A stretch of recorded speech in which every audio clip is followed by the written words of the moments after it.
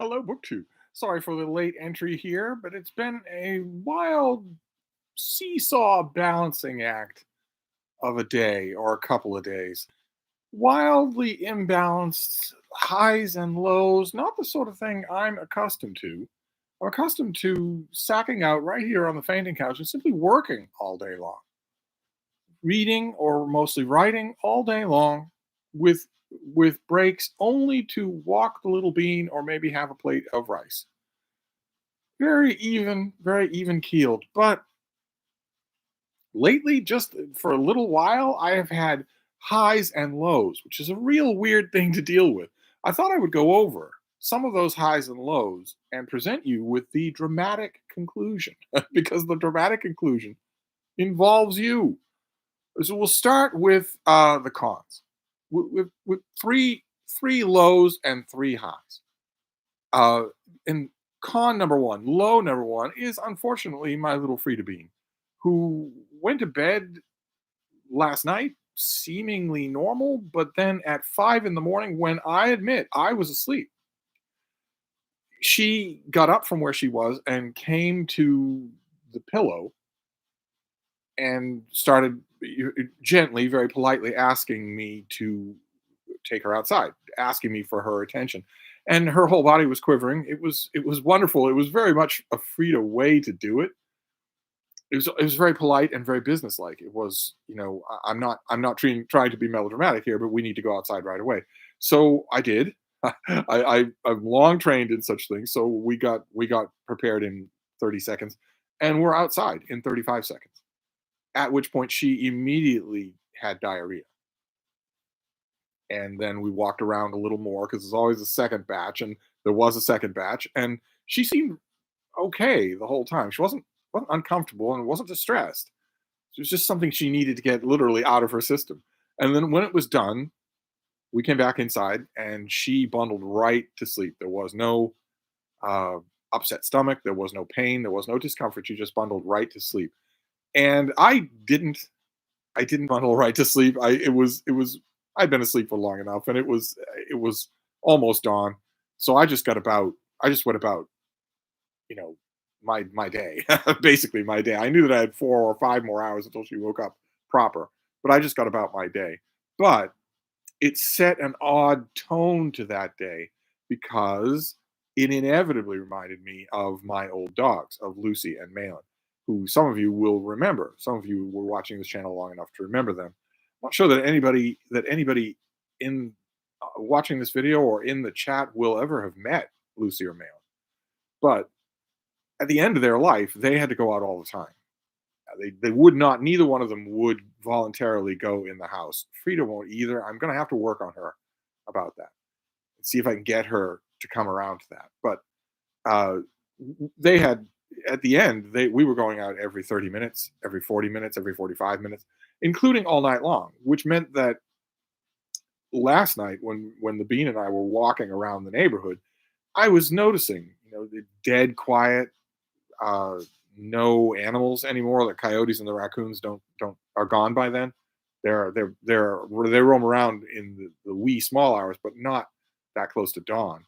And the street lights are no longer rotating in their color; they're just slowly flashing yellow because there's no traffic. And I saw that, and it automatically made me remember my girls, and that automatically made me think that in no time at all, it's not going to be that I'm going to remembering Lucy and Malin. It's going to be Frida who's going to need to be doing that, unless I can convince her to use, a cat box, a litter box here in the house. I'm hoping that I can do that. That was thing number one. Is that caused a slightly melancholy cast to the day. Then thing number two is professional. Those of you who are new to this channel, in addition to being a super sexy influencer online, and in addition to being a book reviewer, I'm also a book section editor. I'm an editor in two different capacities. I'm an editor for the online literary journal Open Letters Review, which is the successor to the online literary journal Open Letters Monthly, and we run new reviews of books. And quite a few booktubers have taken me up on my offer, my standing offer, to review books for me on Open Letters Review. review new releases, try your hand at it, see if it's something that you'd like to do. Maybe if after that you can branch out to other publications. Open Letters Review is small, and we are, of course, free, and we are online only, but we punch above our weight, largely because of our masthead. The names on the masthead are not, some of the names on that masthead are not lightweights at all. We have, well, 3 or 4 professional publishing book reviewers. Uh, so that's one capacity, and the other capacity is Smoke Signals, is Big Canoe News in Northern Georgia, which is a print newspaper that comes out once a month, and I'm the book section editor. Uh, but it's Open Letters Review that is causing the second low that I want to list here, because I'm not going to name any names here. I'm going to try not to give away any identifying details just in case. I don't think that this person even knows that YouTube exists. But I am approached by freelancers and would-be freelancers all the time for Open Letters Review. They take one look at the masthead. They see me and Sam Sachs. Among the other names on the masthead, there is me and Sam Sachs, 2 fairly high-profile book reviewers. In fact, they don't get any higher profile than Sam. And so it attracts freelancers. They find it and they notice it. Fine, I like that. Every once in a blue moon, it almost never happens, I get a freelancer who does not know how to behave in the professional world and won't take any instructions, just believes they know best. One of the things that a freelancer should know is you tailor your copy for your venue, not the other way around. You do not expect the venue to change what they do for you. You tailor your copy to your venue. So if you're writing for the old Indianapolis Post-Citizen, and you know that they have a books column and then a bunch of little miscellaneous reviews that are 200 words long, and you want to write one of those reviews, you don't send that editor a 1,000-word review. You send him exactly what you know he already uses. Open Letters Review, there have been a few occasions, a few exceptions. For the most part, we are a newspaper review. It's around 800 words. It's written for a general audience. It's not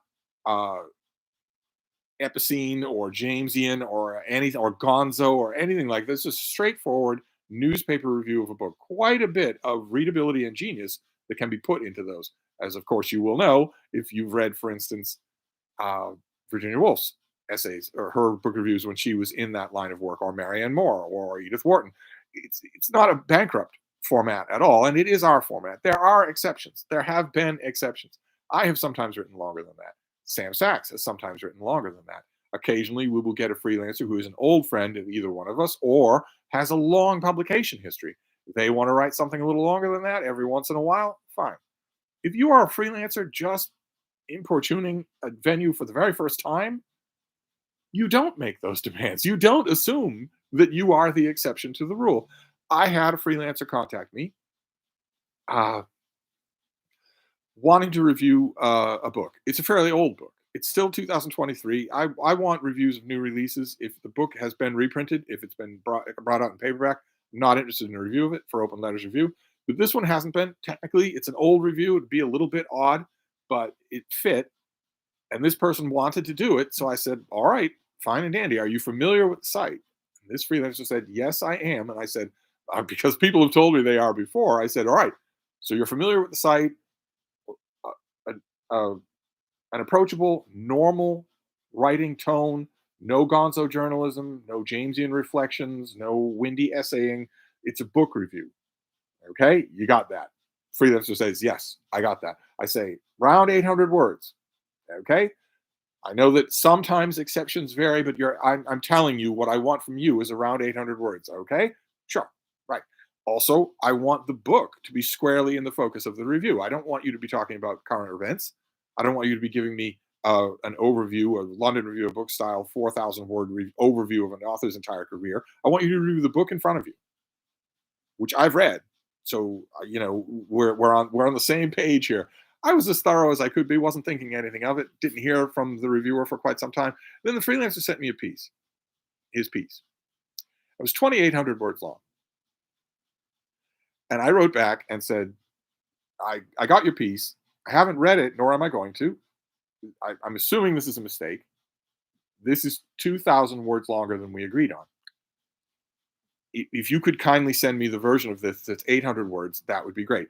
Freelancer wrote back right away and said, no, I thought that the book deserved more than that. So there isn't an 800 word version. There's just this 2,800 word version. I'd really appreciate it if you could run this. I really think that the book deserves it. I'd like to make a case to you. Now, I wrote back and said, I appreciate your enthusiasm, but we agreed on 800 words. I do not need to hear your case. All I need to know from you is, are you willing to change this piece or not?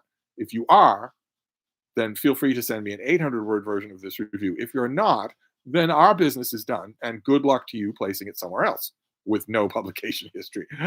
And for a 9-month-old book, go ahead and try it somewhere else. No hard feelings, except that you wasted my time in this correspondence. But it's not going to run here. And then, and then, this freelancer wrote back and said, no disrespect, but are the rest of your editors okay with this decision? I'm just wondering if I could make a case to them.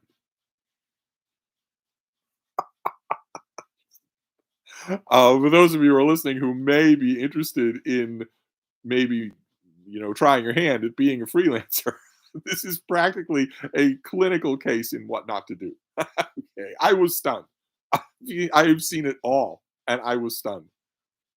I wrote back and said, you've got to be kidding me. You're not only disobeying the agreement you made with your commissioning editor, but now you're arguing with me and want to go around me to other editors. To what end? What is your imagined end scenario here? That there's going to be some sort of majority vote and I'm going to be overruled on my own journal and you're going to get to run this thing? You are going to get to run this thing even though I don't want you to. Is that the end goal here? I composed myself and I wrote back and said, I make the decision on what happens to a piece that I've commissioned. My fellow editors are not involved. My answer is no. Open Letters' answer is no. And that's where his response to that email of mine was unbelievably ambiguous. I get the impression that he is probably going to try. He's probably going to try his luck anyway. And I honestly don't know what I'm going to do if he does. The only two people who would make any sense for him to try with would be Britta, booktuber Britta Bola, or Sam Sachs, Wall Street Journal, my oldest and best human friend. The only two, all the others are names on a masthead. They don't contribute to Open Letters. I'm proud to have them on the masthead, but those are the only two people that you would want to contact. I don't think there's a way to do that unless you find some other way, unless this pest finds some other way. I am baffled. I am absolutely baffled that a freelancer with no credentials would be misjudging the world he wants to enter so badly. So I'm going to wait and see. I'm going to wait a week and see. I'm not going to do anything. I'm just going to wait to see if he actually tries to contact Britta or Sam. And if he does, well, then I'm going to come down on him like a ton of bricks. Then I'm going to say, then I will write to him and say, I don't know where you learned how to do any of this. I'm assuming that you're acting without any kind of instruction at all from anybody. But this is the exact opposite of the way that you should do things. And the fact that you contacted two people after I turned you down at Open Letters not only means I don't want any work from you again, it also means that it directly affects an element that you weren't considering at all, which is how many editors I know who might want, if you tell them I've already pitched to Open Letters Review, I guess the thought hasn't crossed your mind that they might email me. At which point I am going to quickly tell them, don't have anything to do with this person. That's the long-term harm of what you're doing here. I'm hoping that he doesn't do it, but that's been on my mind. It's been bothering me more than it should, but that is con number 2. And then con number 3 is serious. I admit, Freeda having a little bout of diarrhea is not serious, except that I can't help but view it in an Irish Catholic way as a presage of what's coming. She's going to be 7. And those of you who have been watching my channel since I got her will remember that those 7 years went by in an instant. The next 7 years will too. But anyway, that was number 1. And then a pesky freelancer. I can't believe how tone deaf this person is. Imagine saying to your commissioning editor, well, can I get a majority vote on this? I'd like to overrule you. But the third thing is a little more serious because it's occurred to me as I watch BookTube that I've seen a lot of videos in the last month or so talking about how toxic BookTube is. I saw one from Rana Nijar talking about the toxic effects of BookTube. I saw one from a channel called Ho Ho Hello, very even keeled, but listing a long laundry list of the bad things about BookTube. And then most of all, BBG Extra. I'm assuming that it's William from Bald Book Geek. I mean, the voice is unmistakable. It's a different channel name, but I'm assuming that it's the BookTuber who used to be the Bald Book Geek on BookTube. And his video about how toxic BookTube is was unbelievable. A long laundry list of evils, of ageism, sexism, ideology, gatekeeping, scorn, mean girls, meanness, conformity, just everything you would think of, just every evil that you could think of. And he not only said that his experience with BookTube was profoundly, we're talking Manichaeanly evil from day one, but he also said that it has left him scars that he doubts will ever heal. Scars. I don't have any idea how many people are going to see that video, but I watched those three videos at least and thought, good God, what BookTube are these people encountering? That is this absolute, in BBG Extra's view, an absolute unmitigated nightmare, just a nightmarish experience. I'm assuming that all three of them were talking about the so-called big BookTube channels, the ones with 60, 80, 100,000, a million subscribers. I'm assuming that they were talking about those, but even there, a lot of the things that I was hearing on these videos don't happen in those larger channels. They just don't. Where if you don't toe the line, you're ganged up on and attacked savagely immediately. I don't think I've ever seen that behavior on any channel of any size. So that bothered me too. That was another one of the three cons, and then there were three pros as well. Pro number one is NaNoWriMo. This is National Novel Writing Month. We are heading into the last week, and I am going to finish up my NaNoWriMo story, Vio Fala, tonight. So almost a whole week early. I have been having a blast doing it. I think I'll write the last chapter tonight. The last chapter is planned in my head to the last bit of dialogue. So it's not going to be that I'm going to be sitting there trying to eke out the words. I'm going to get to it, and it's going to be a blast. This has been the best NaNoWriMo experience that I've ever had. So that's positive number one. I think we can agree that outweighs all three positives from all three negatives from the con list. Then positive number two is bookcases. Not books, but bookcases. I have downsized my book library quite a bit over the last few months, and that has freed up bookcases that I have left empty.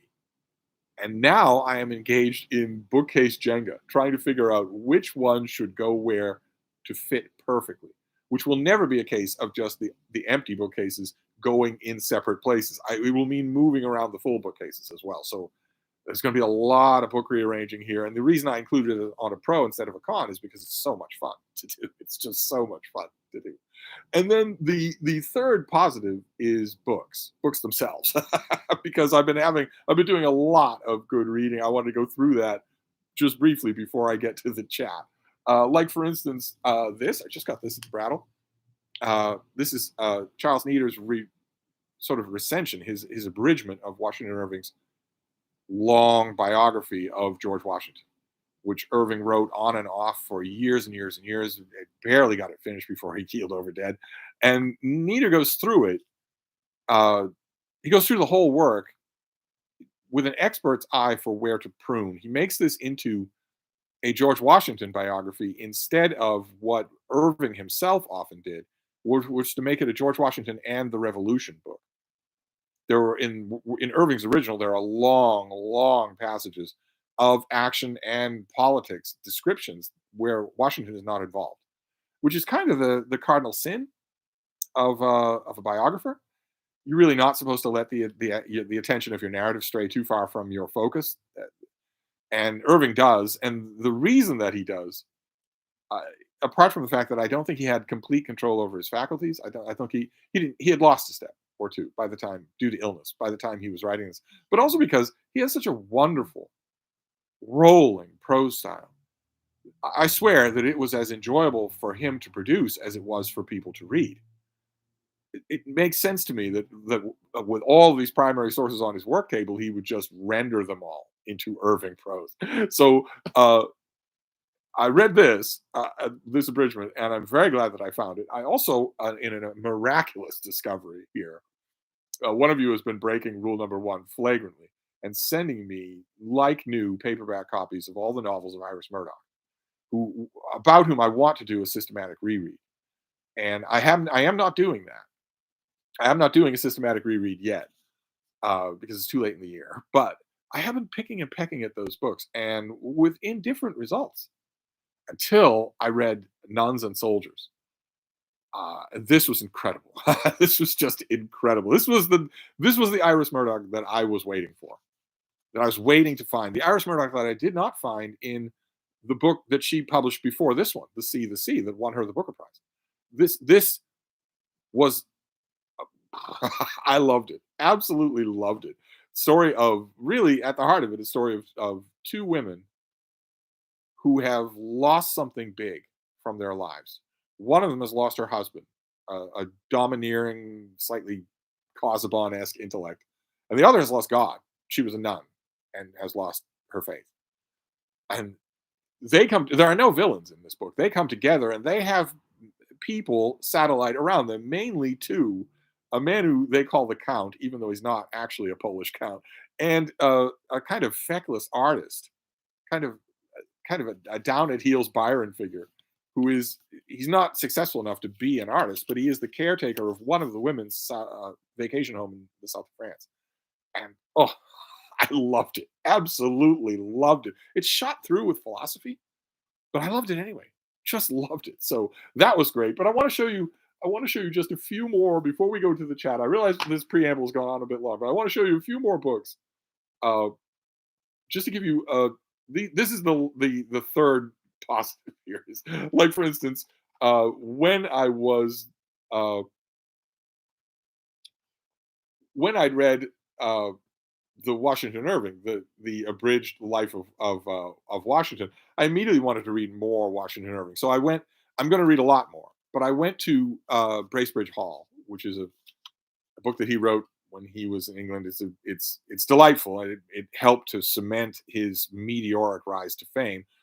So I reread Bracebridge Hall and loved it. I just love Washington Irving anyway, so I just loved it. And I think I mean, call me crazy. It is crazy, but I think I'm going to reread the whole unabridged of the Life of Washington. I also read Cheerfulness by Garrison Keillor. This is coming out, I think, next month. This is his new book. I really don't know quite now, quite how to describe it. It's a lot about being old. He here, hang on a second while I deal with the brightness of this thing here, so you can see what I'm talking about. He deals quite a bit throughout this book with being old, uh, with being 80, and sort of walks the reader through a lot of his experiences.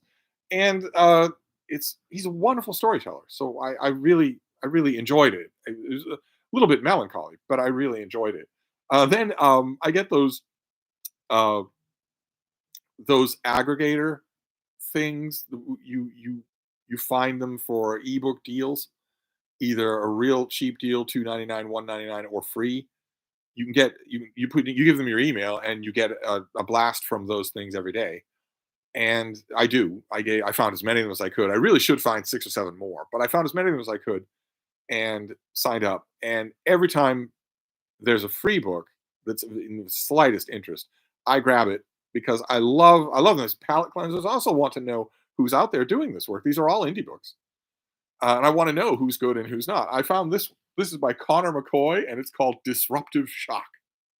As you can see, it's an EMP survival story, electromagnetic pulse survival story, that starts off with a father and his 2 boys at an amusement park. They are on a Ferris wheel when an electromagnetic pulse, a solar flare, strikes the earth, and everything goes dark. And the Ferris wheel goes dark. They have to rappel their way down. This guy, his father always thought something like this might happen, and strongly urged him to keep a Faraday cage in the trunk of his car, a Faraday cage that protects electronics from an EMP. So he has a working flashlight, the batteries and all that in his Faraday cage. And he and his boys want to make it to, Granny and Grandpa's house, which is out in the countryside. They figure they're close enough they can walk. And they for the first 5 or 6 chapters, all it is them having one Ned Flanders moment after another where they trust somebody and get ripped off until finally they're virtually have the clothes they stand up in, and that's all. And it is kind of dull. It's a little bit on the dull side. It kept me reading, but not enthusiastically. Then I'm for Dr. November. I'm continuing rereading all sorts of spy and espionage stuff, and I reread From Russia with Love. Uh, I have to say, I know, a lot of us have fond memories at one point or another of the Bond franchise, but Ian Fleming is not a good writer. He's not even a good bad writer. He's a gross writer. Just the books are gross, and Bond is utterly unlikable. I don't expect to like my characters, but no one is. There are moments where Fleming is, where he's got over the morning's hangover and a quasi acceptable prose, burbles up, but they're only moments. This was just awful. I just thought this was awful. I know the Bond fans probably don't think that, but and then this thing is by Sawyer Hall. This is the Doctor of the Great North Woods. I thought this was quite good. This is another one of those email deal things, and this is the story of a young doctor who she's fed up with her career and in the city, and then she gets an amazing notice, an amazing piece of news that her father has died in the Great North Woods in Maine, and he lives deep in the Great North Woods, beyond the back of beyond, outside of civilization. She feels like she has to go there, and when she gets there, she quickly realizes that there's more to the death than it seems, that there might be a mystery here. And I thought it was all really well done, and the descriptions of the Great North Woods, where I've been over every inch, were wonderful, just wonderful. And then the last book I'll show you before we go to the chat here is also Dr. November. I've been doing a little bit of Ian Fleming. I've been wandering all around, reading a lot of Le Carre. I've been looking at Len Dayton, and uh, one of you convinced me, said, you really should try Eric Ambler. So I have a lot of Eric Ambler. I've been trying that, and I was reading Epitaph for a Spy.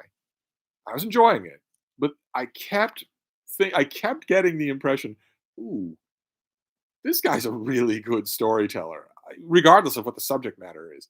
He has a knack for not being lazy in his storytelling. And that made me want to read his autobiography, which is called Here Lies Eric Ambler. And I did, hoping that it would just be one great story after another, and it was.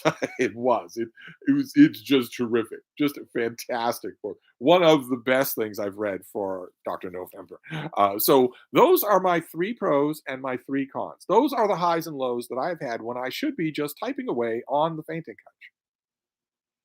And as you can see, that creates a drama, because it means you can make the difference. Is the stream, are the chat comments going to add to the negative column or the positive column? We shall see. I have no doubt that I know the answer. So let's go to the chat and see what's on all of your minds. Everybody's saying hi to each other.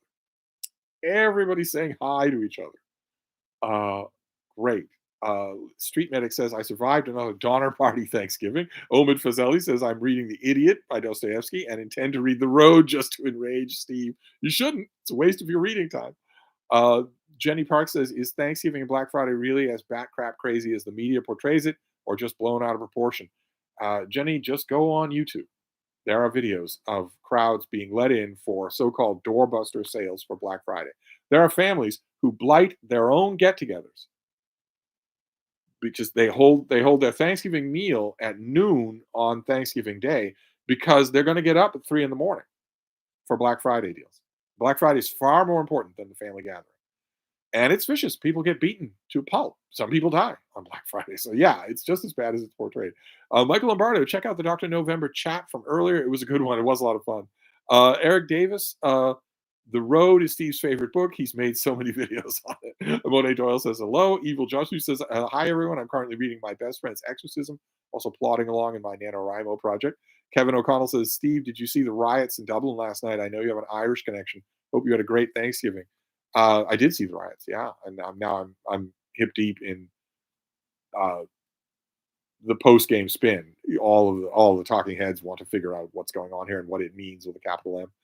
Randy Ray is here. Steve, you might be able to relate to this. One of the nurses at the hospital told me very gently, Mr. Ray, we're going to need you to stop talking for a little while.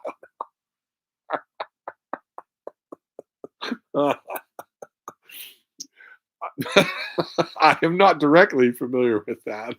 Not directly. If anything, a little bit of the opposite. A long, long time ago, no need to go into details, but a long, long time ago, I used to regularly poke my nose up from my book in the room that where the wall was lined with people getting chemo. I would poke my nose up from my book and start a general conversation. And one by one, pull every one of those people in until we were all talking and laughing and having fun and poking fun at each other and questioning political views and book views and social views. And a couple of times, the nurses at the station nearby would take me aside afterwards. And instead of saying, we're going to need you to stop talking for a little while, they would say, if we could pay you for what you do here, we would. So it's not quite the same thing. Oh, everyone's saying hello. Leo Picard says, do you like the novels of Nick Hornby and their film adaptations? No to both. Randy Ray, the egos of freelance writers are insane. Well, this one is driving. This one is just a case on its own. And I recognize that I am overreacting because that sort of end run, appealing to some sort of querulous majority to overrule a sitting editor, is something that could have happened with Open Letters Monthly, with the old online literature. It absolutely cannot happen with Open Letters Review. It wouldn't be an exaggeration to say that Open Letters Review was built specifically to make that impossible. So it's not going to happen. It's just, I have no idea what this guy is thinking. None at all. I can't imagine. Anyway, uh, Colin says, could you recommend us a book about King Philip's War? The Name of War is by Jill Lepore. It's really good. Randy Ray, the exceptions are rare, very rare. Yes. Street Medic, I'm sitting in a pub watching this and ignoring everything around me on my last day of vacation. Good for you. Max says, do you think AI will be sentient? Yeah. I don't see, every time I listen to a tech expert say, no, it'll never happen, I always want them to tell me why it will never happen. Why will it never happen? Always that boils down to what that tech guy considers the definition of sentience. If you move the goalposts when it comes to what counts as sentient, well, then you can say they'll never be sentient. That AI will never be sentient. If you don't, I don't see how it's avoidable. Uh, Tolstoy 111 says, I just went back to Robinson Crusoe and Moll Flanders. I forgot just how adept a storyteller Defoe is. He knew precisely how to grab and hold the reader's attention. He's incredible, absolutely incredible. I'm always a little bit disappointed that people usually only know him from Robinson Crusoe. Uh, Although there's a Scribner illustrated edition of Robinson Crusoe that I have never seen in the wild but once. I'd love to have it. I'd gladly reread Robinson Crusoe, but Defoe is such an incredibly fascinating character and wrote so many interesting things that just don't exist in Penguin Classic or in Oxford World Classic. You get maybe Robinson Crusoe, maybe Moll Flanders. You don't get anything else. You don't get any of the other novels, and you don't get any of the nonfiction. Let's see here. James Rucala says maybe you could make a case for a longer review to Freeda. He might as well. He might as well. We agreed. I reminded him that we agreed. I flat out told him I am not interested in this piece at this length. Open Letters Review is not interested in this piece at this length. There's only one Open Letters Review, and it's not interested. So all I want to do is wait to see if this guy tries to contact somebody else at Open Letters to make a case. Steve said you weren't interested, but I think you might be. I can't imagine. I just can't imagine. Jenny Parks, the equivalent of saying, well, if mom won't let me, then maybe dad will. That is way too much what it felt like. Way too much. Maybe I should look on the bright side. I am sure that this freelancer has never pitched a piece to anybody else, to any other editor. And I'm also sure that this freelancer is thinking, well, Open Letters Review is, it doesn't have a regular schedule. It doesn't have a print version. It doesn't have a cost. It's not behind a paywall. So I can bully them a little. If I've never heard of them before I submit to them, well, then, they should bend to my will. So maybe the positive is that I am going to be a very valuable learning expression for this guy. I don't know. Up Down says, "Hey Steve, I've been zombified with winter depression recently, but your videos always cheer me up." Well, I'm hoping this one does too. Heather Gregg says, "Just joining. So, what has the Stevestream fixed by now?" Well, I was discussing pros and cons of my just the last 24 or 48 hours. Uh, let's see here. Michael Lombardo says, "No disrespect, but are the rest of the 28-year-old influencers on YouTube aware of this? Aware of what? Oh, how bleak BookTube is that a reference to? Those videos just got to me. I don't know why, but they just got to me. Just especially BBG Extra. His were just an unending litany of how absolutely horribly, literally everyone connected with BookTube has treated him from the minute he filmed the first minute of his first video. That BookTube does not exist as far as I know. Not just our little corner of BookTube, which is fairly friendly, but anywhere on BookTube. I don't know of that kind of behavior anywhere. I just don't know. I just all I could think about was someone new to BookTube going to YouTube and typing in BookTube and getting that video. Just just an unbelievably wrong summary of what BookTube is like. Uh, let's see here. Tolstoy 111. By the way, do you like Fanny Burney? She's always seemed to me like the sort of writer that Jane Austen made irrelevant. Well, that's interesting. That's an interesting way to put it. I don't consider that Jane Austen made her irrelevant, but Jane Austen is taking the toys that she uses and using them as an adult, which is, maybe that's what you meant. I still enjoy Fanny Burney very much so. Michael Lombardo is responding to Heather Gregg. Street Medics is responding to Jenny Parks. Heather Gregg is responding to Michael Lombardo. Jenny Parks. Will still has Bald Book Geek. I'm subscribed to him and remember the change in him when most of it was happening. Most of what? So, he really was treated this way with this kind of just mean girls pile on abominable behavior. Did he do anything that might have been accidentally causing it? I can't imagine it. I can't imagine any booktuber, even with 100,000 subscribers, even with 1,000,000 subscribers, saying, "If you don't like what I like, hit the road. I'm going to blackmail you. I'm going to blackball you. You're rotten." I can't imagine anyone doing that. Jenny Parks is responding to Street Medic. Heather Gregg's responding to Jenny Parks. Andy Guy, Steve, you said you don't have much in the way of family contact. Did you at least spend some time with friends yesterday? Hate the idea of you spending a feast holiday alone. Well, that's very nice of you. But keep in mind, I have my best friend with me at all times. Now that that's not going to matter as much to you because I bet you're automatically going to think that that's just a dog. I don't draw that distinction. So it's not just a dog to me. But Freeda and I have also had in Thanksgiving past, we have had uh, just a wonderful feast holiday thing up in the old house in Vermont. We didn't go this year, but we have had that. But I don't keep Thanksgiving. I don't uh, care about it as a holiday. So I appreciate the thinking, but no, I don't have any contact with any blood relatives, and there weren't any humans around here at all in the course of the day. But my surly houseboy went elsewhere. He went to his own family. So there was nobody but me and Frida, and I was it was. And though that might sound bleak, especially if you were surrounded by friends and family, but it wasn't bleak for me. Uh, let's see here, Mac. How come you haven't tried Chat GPT yet? I wouldn't have the first idea how to try Chat GPT. Jared Henderson is here. I'm surprised to hear about those complaints regarding BookTube. I've made many friends over the past 18 months or so. I I was surprised as well. I guess that's a diplomatic way to put it. A lot of the complaints that I saw in the videos that I watched, I have not seen any evidence that those things actually happen. The bluntest way I can put it. I have not seen any evidence that the things those channels described actually happen or ever have. Maybe one booktuber on a very bad day, but as a standard rule, I mean, BBG Extra said that drama is the fuel of BookTube. Said that BookTube is it's the fuel of BookTube. It absolutely is not. So it just factually is not. So yeah, it wasn't my experience either. Uh, Randy Ray says my experience is similar to Jared's. I've made many friends. In fact, I haven't had any negative interaction with YouTube yet. Uh, uh, okay, so the very first time the chat jumped, so we have to go back to Randy. Will be our North Star. He is our North Star. We will go back to him.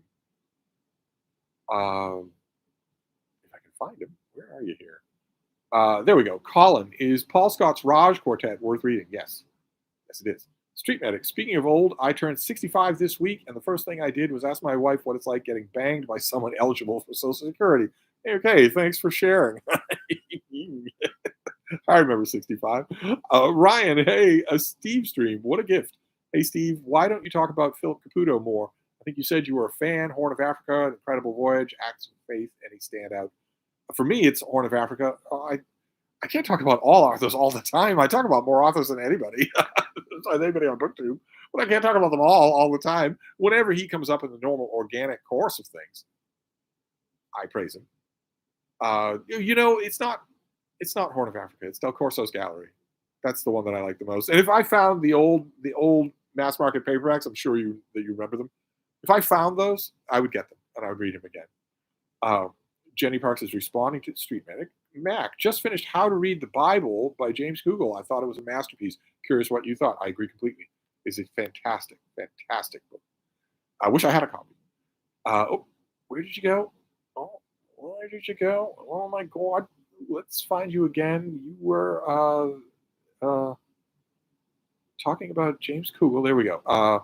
Ryan says, and a public service announcement, new season of Fargo with John Hamm and Jennifer Jason Leigh is running, and Noah Hawley and gang have done amazing things. Good to know. Any giant killer sharks? Any Kryptonians? James Holder, I got rid of all my Ian Fleming books a few months ago. Well, these are ebooks, so I don't have to do anything with them, but and I'm also not done. I've reread 4 of them now. I'm going to read one more for the dying embers of Dr. November, but not holding out much hope. Marg Yo says, I read Iris Murdoch's The Black Prince recently. It was outstanding. Next Murdoch will read will be The Sea, the Sea. This was a revelation, an absolute revelation. This was the thing. This was the kind of book that I have always felt Iris Murdoch could write, probably did write. I don't know what I was doing in 1980 that I missed this thing, or maybe I read it and thought nothing of it, but this really did it for me. Street Medic, okay, Steve, if you had to choose between The Road or Ulysses, which one would it be? It'd be The Road because it's shorter. Jenny Parks, depending on if we burn or praise. Monet Doyle says, I've started reading a book by Maisie Yates, the great Maisie Yates. Good for you.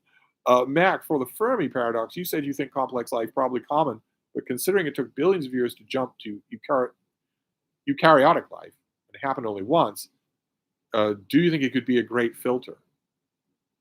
Well, I said that I don't know that I said that complex life was common. I think life is common. Single-celled life, simple life, the basic blocks of life, the kind of microscopic life that was the only life form on Earth for 1 billion years. I think that's probably common. That is incredibly hardy. It tends to exist. It tends to permeate. It doesn't need much in order to start. It's entirely possible that biological material from Mars or even Earth could have seeded some of the moons of Jupiter and Saturn that have vast oceans underneath ice caps that protect those oceans from deadly radiation. It's entirely or organic molecules that could be found on meteorites that have had billions of years to evolve in those subterranean oceans. That could become life. I don't know, complex. I mean, what do we mean by complex life? If multicellular, especially macroscopic multicellular life, I bet that's fairly rare. And that in itself wouldn't be a great filter, but there are plenty of great filters that would mitigate against that. Radiation, I think, being the strongest one of them all. A lot of people just they discount that in favor of gravity or electromagnetic radiation. A an electromagnetic container that will retain atmosphere and shield you from radiation. But that kind of thing, a magnetic field will only shield you from so much.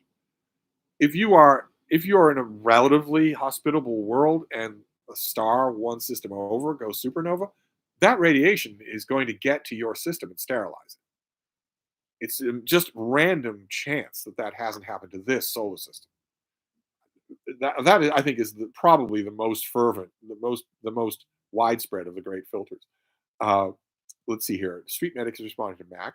Eric Davis says, read Night Soldiers by Alan First for Dr. November. Thought it was really good. My first time with the author. Any strong opinions on him? I like him. I thought I would be ending up liking him more as I reread him for Dr. November. I'm going to reread. What am I going to reread for the end of Dr. November? I think I'm going to reread Dark Star. Uh, it could be. Maybe it's just that this was my year to read John le Carre. Nothing is coming close to him. The only author I have reread for Dr. November that comes anywhere close to the way Le Carre respects the audience, the way he respects the intelligence of the reader. The only author I've read in Dr. November that has come anywhere close, actually equal in a lot of ways, is John Buchan. But not Ken Follett, not Frederick Forsyth, not Len Dayton. So we will see. I will keep trying. Not saying that they're bad, but the experience of rereading Le Carre, maybe this was just the time for that. Oh, Kevin J. N. You escaped me. There we go. Steve, do you agree with the booktuber Oxford that the Blood Meridian uses the same elegance of language as the King James Bible? Thanks for the stream. I always feel a little in the dumps come holidays. Oh, do you? Oh, I hate hearing that. I hate hearing that. Voxer me if you're feeling down in the. I don't want any of you to feel down in the dumps. Voxer me if you are. We'll just have a conversation throughout the day. I don't know the booktuber Oxford. Is that the name of the channel? I don't. I don't know that. I've got the tablet right here. Is that the name of the channel? But I don't need to know. Uh, Here, let's see for a minute. Although probably not. Who would name their channel that? Let's see. Excuse me. Yeah, I don't see a channel called Oxford, but it doesn't matter. No, the claim that it uses the same elegance of language as the King James Bible is utter nonsense. That is just utter nonsense. Blood Meridian is a terrible book. It doesn't have any eloquence in it, much less the elegance of the King James Bible, one of the greatest pieces of English prose in existence. So no, whoever this person is that has said that, I disagree with him. Tolstoy 111. Do you like Cain by Gene Toomer? It defeated me in a way that Ulysses did not. I can actually. It didn't defeat me. No book defeats Steve. But I can actually see what you mean. I honestly can. I don't like Cain. I don't hate it the way I hate Ulysses, but I don't like it. And I can actually. It'd be hard for me to put into words, but I could actually understand what you say when you say that it defeated you in a way that Ulysses did not. I agree with that. I think I know what you mean, and I think I agree with you. You're the first person I've ever heard say it. Street Medic. I have a ton of mass market paperbacks. I used to have a ton of them, but now I'm selective. Unless they're a dollar and they're garbage, and I want them for some BookTube event, and I know I'm going to get rid of them when the event is over. Unless that's true, I am selective. But if I found that batch of Caputo books, I would take them definitely. Leo Picard, I'll never watch that Napoleon movie, but do you think it's bad because ideology and Ridley Scott being more sophisticated than the new filmmakers is better at hiding it? No, no, it's not. It's not ideologically captured. Ridley Scott is free of that. He's too big for that. He still get money. He'll still get producers. He'll still get seed money, no matter what. No, I don't know what explains it. I don't know what explains it. I have been, and it's doing well at the box office. So he's never going to get word that it's bad. No one's ever going to tell him that it's bad. It's become a little bit of a surprise hit, probably because of the timing, the season. But I have been telling people, it's don't waste your time. It's really bad. It's not. Oh, this isn't Steve's cup of tea. It's a noticeably horrible movie. And everybody that I've told that to who has said, well, I know you and Napoleon don't get along, so, I'm not going to trust you completely. Everyone that I know who's gone has come back saying, what a waste of time. So I don't understand what explains it, but it's not ideology. No. Ryan, was the storm bad? No, it's a warm spring rain. It rained for a couple of hours before sunrise, then a couple of hours after sunrise. I got one full barrel of rainwater out of it. That that's it. It was a warm spring rain. Uh, uh, we enjoy that you use any weather system as a reason to go to the Brattle, like in Shaun of the Dead. Instead of go to the Winchester, it's go to the Brattle. It's true. I use all kinds of excuses to go to the Brattle bookshop. Although I don't think I'm going again in November. I think I'll be back in December. Uh, Steve Bronstein has disappeared on me. Where you go? Hi, Steve. Do you see the former White House advisor with the racist rant in the halal cart in New York? Yeah, impossible to avoid those clips if you're online as much as I am. Embarrassing, painful to watch. Just painful to watch. With that horrible, stupid, evil smile on his face the whole time. He was smiling the whole time. Just oh, I felt so sorry for the poor guy at the cart. You can't go anywhere. It's your spot. Your regulars know to find you there. You've got this lunatic who won't leave you alone. What bothers me is that no one stopped him. That I saw in the clips that I watched, no one actually said, "Hey, buddy, move it along. You made your point. Move it along." I would like to think that had I been there, I would have done that. I would have said, all right, this is really ugly, but you got to stop now. You made your point. That's it. You don't get to just stand here. And he even says at one point, I've got a right to stand here. You don't, actually. In New York law, you don't have a right to harass someone. If you're using your right to stand somewhere to harass someone, you don't have the right to do that. No one did that as far as I saw. But maybe I didn't see all the footage. Uh, Chum Bucket underrated. Now there's a name I don't remember. Hey Steve, are you aware of the channel Outlaw Booksell? Of course I am. Stephen E. Andrews? Of course I am.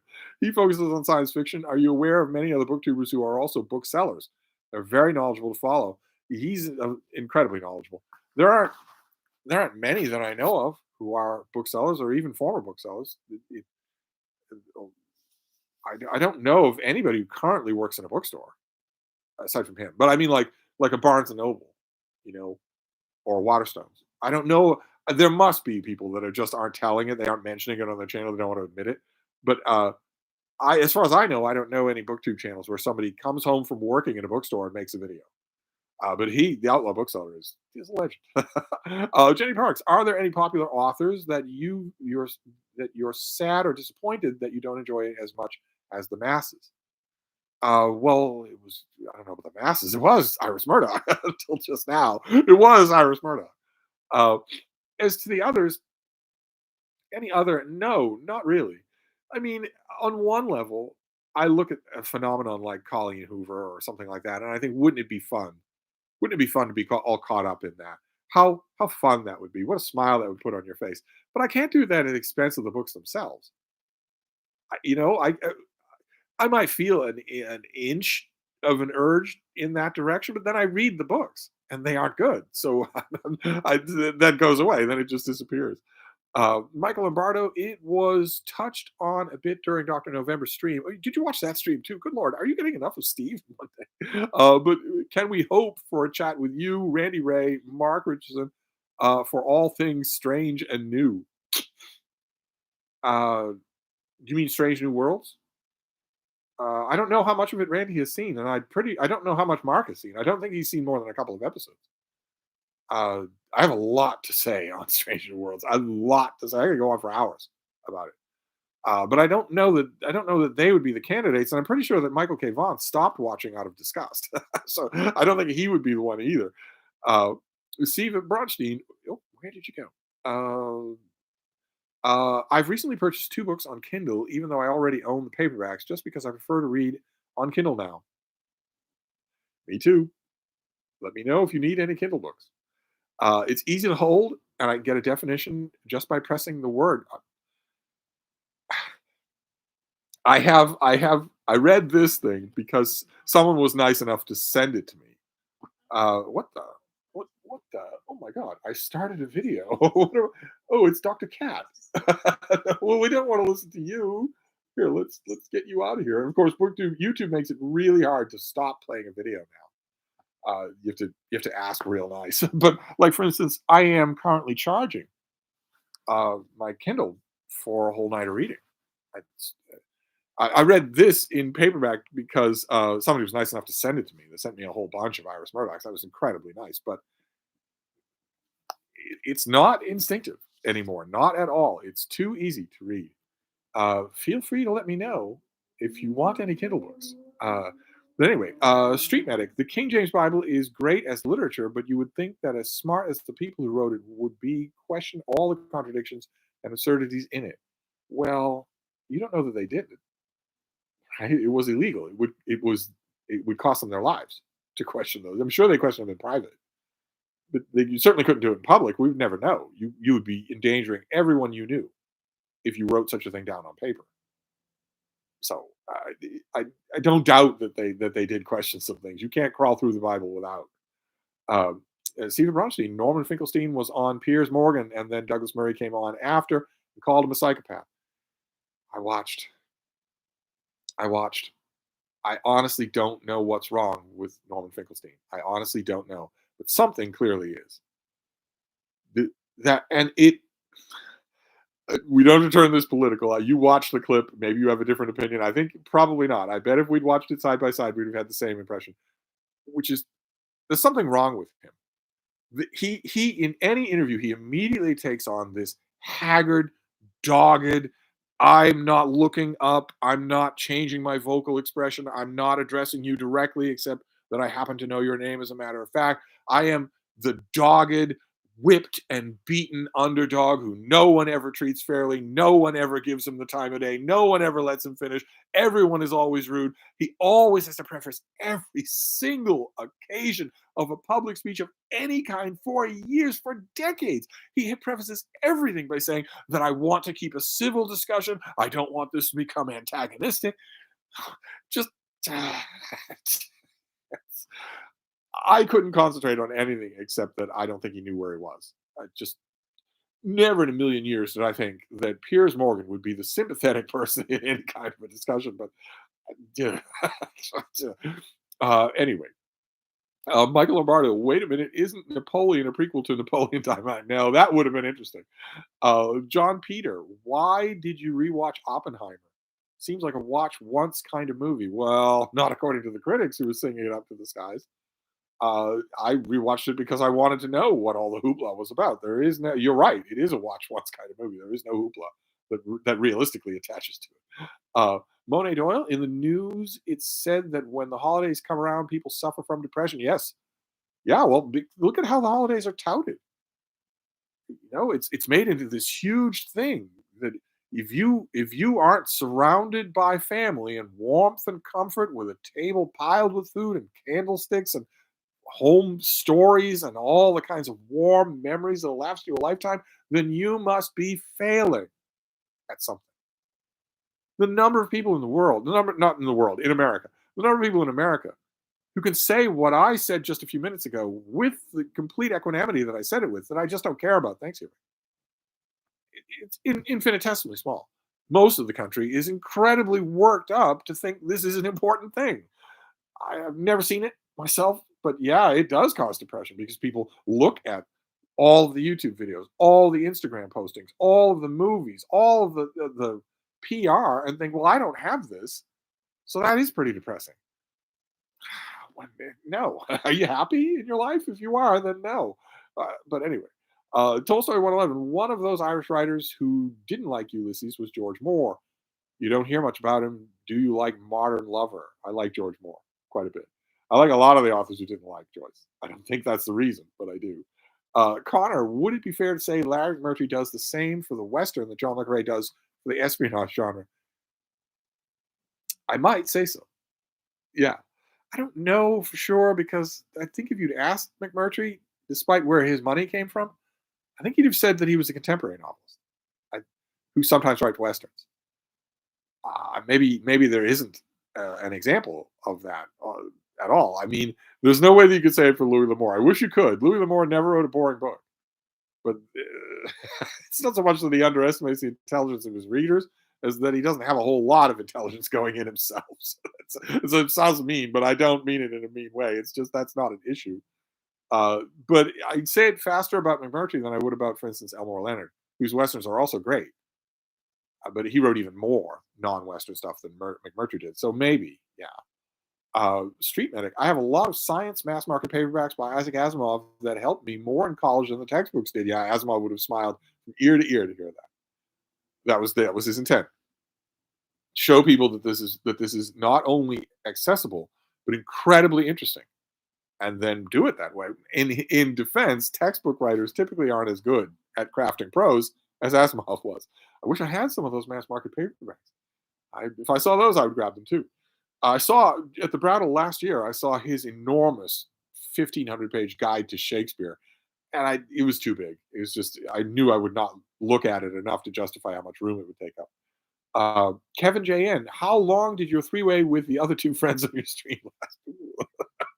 We went about an hour. It seemed to suddenly end 1 hour and 40 minutes. Oh, was it 1 hour and 40 minutes in? Okay. Oh wait, where'd you go?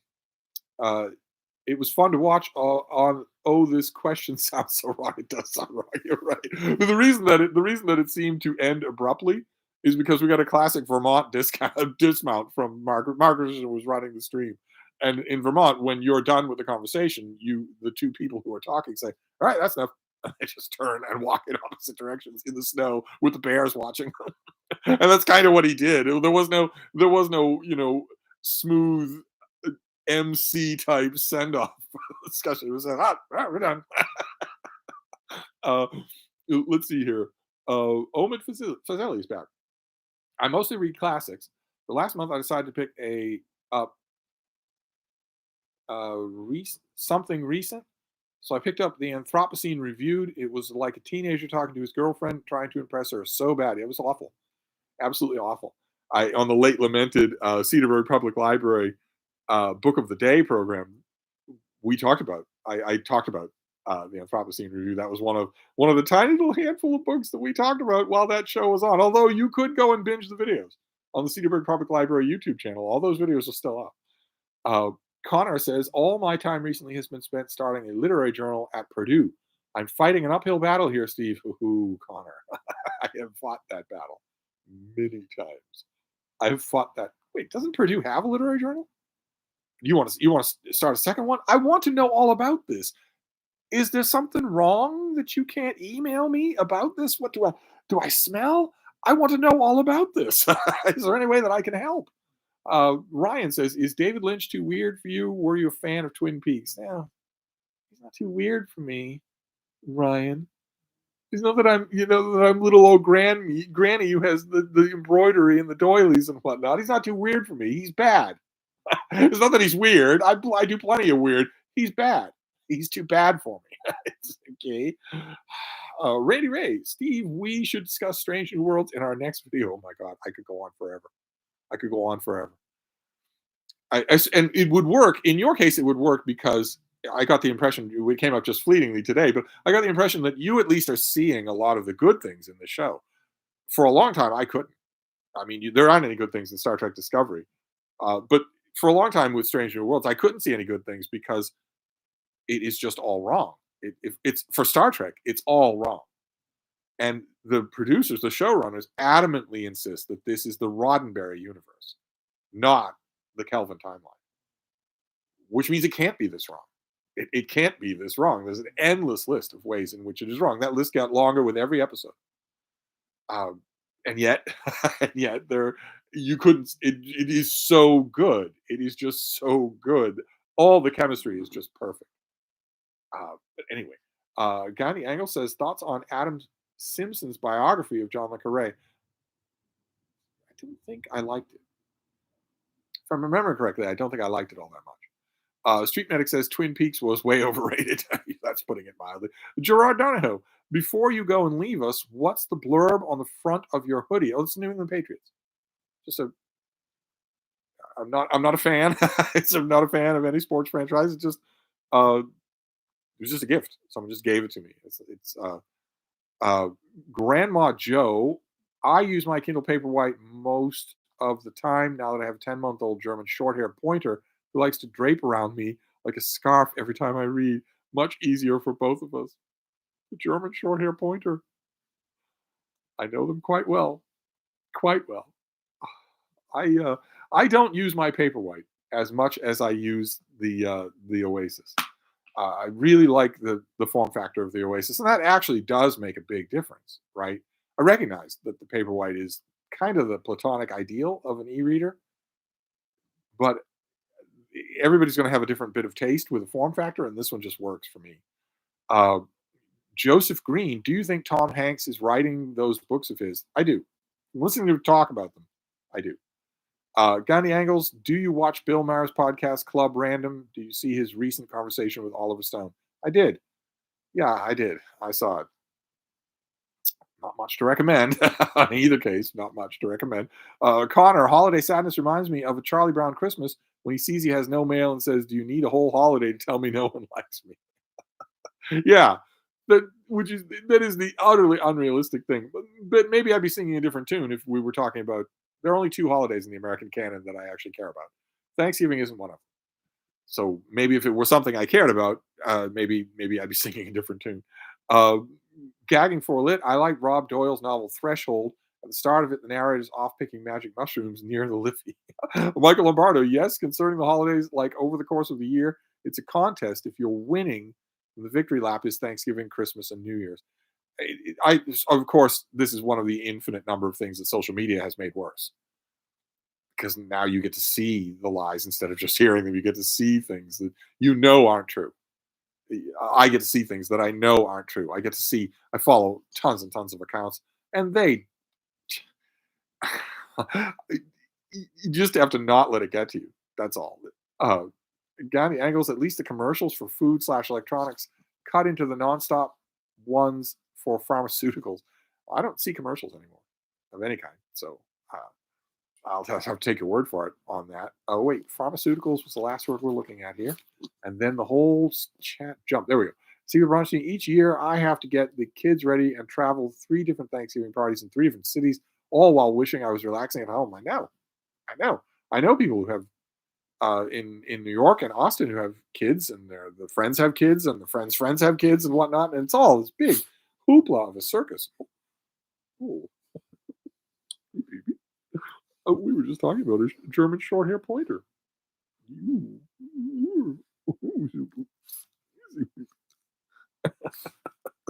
uh, let's see here. Oh, Street Medic. I have Asimov's Guide to the Bible and his Guide to Shakespeare too. Yeah, I'm going to pass on them if they're those big, gigantic hardcovers.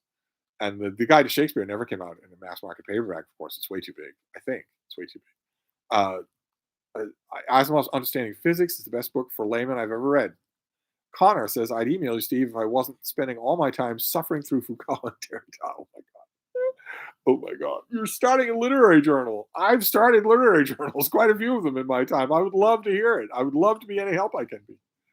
Joshua Crabo, I have been binging those public library videos. They're so enjoyable. I was laughing out loud the whole time. Yes. Yes, because it's not a question of talking about new releases. I could do that on this channel. It's a question of chemistry.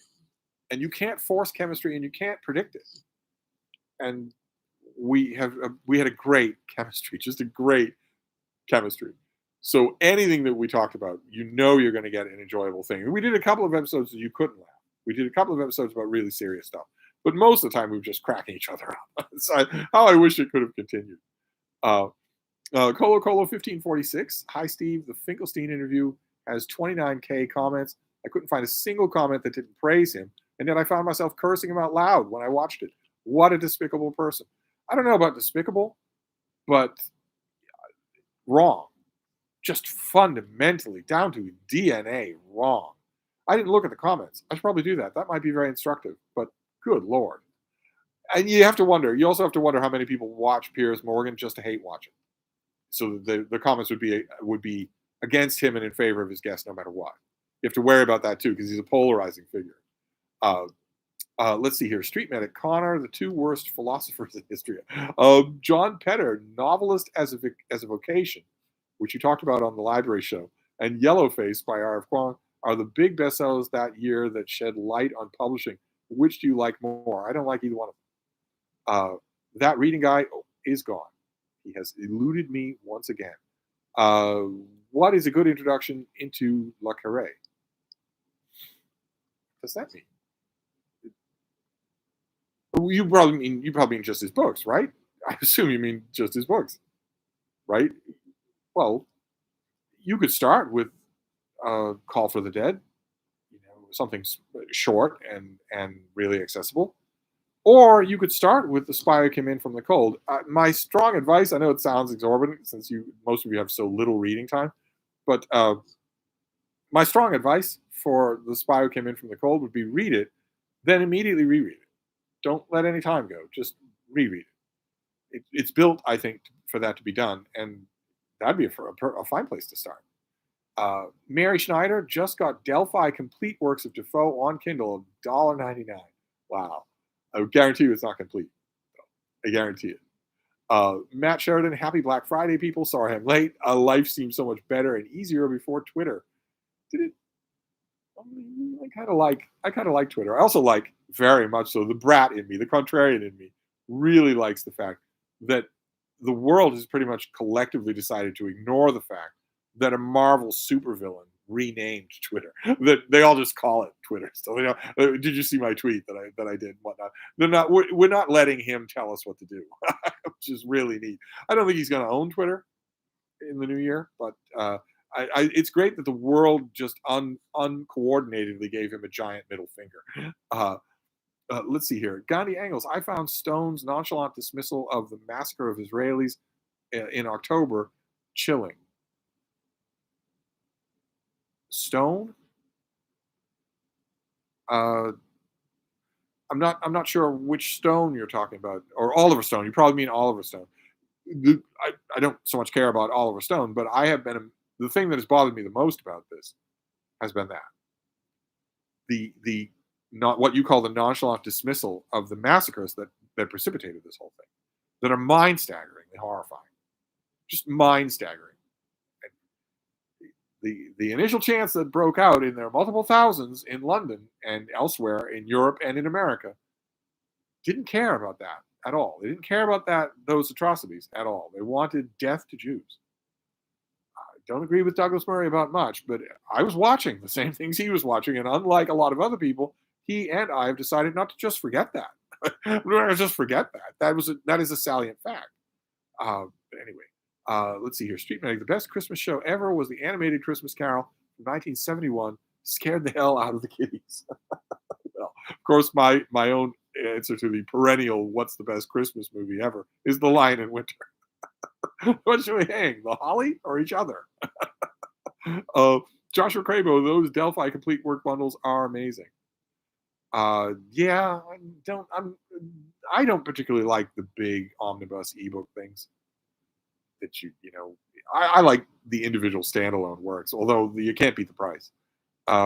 Gerard Donahoe, I was hopeful of some deeper meaning of your hoodie, perhaps to Steve saying something on the lines of "Have you read?" No, it's it was just a gift.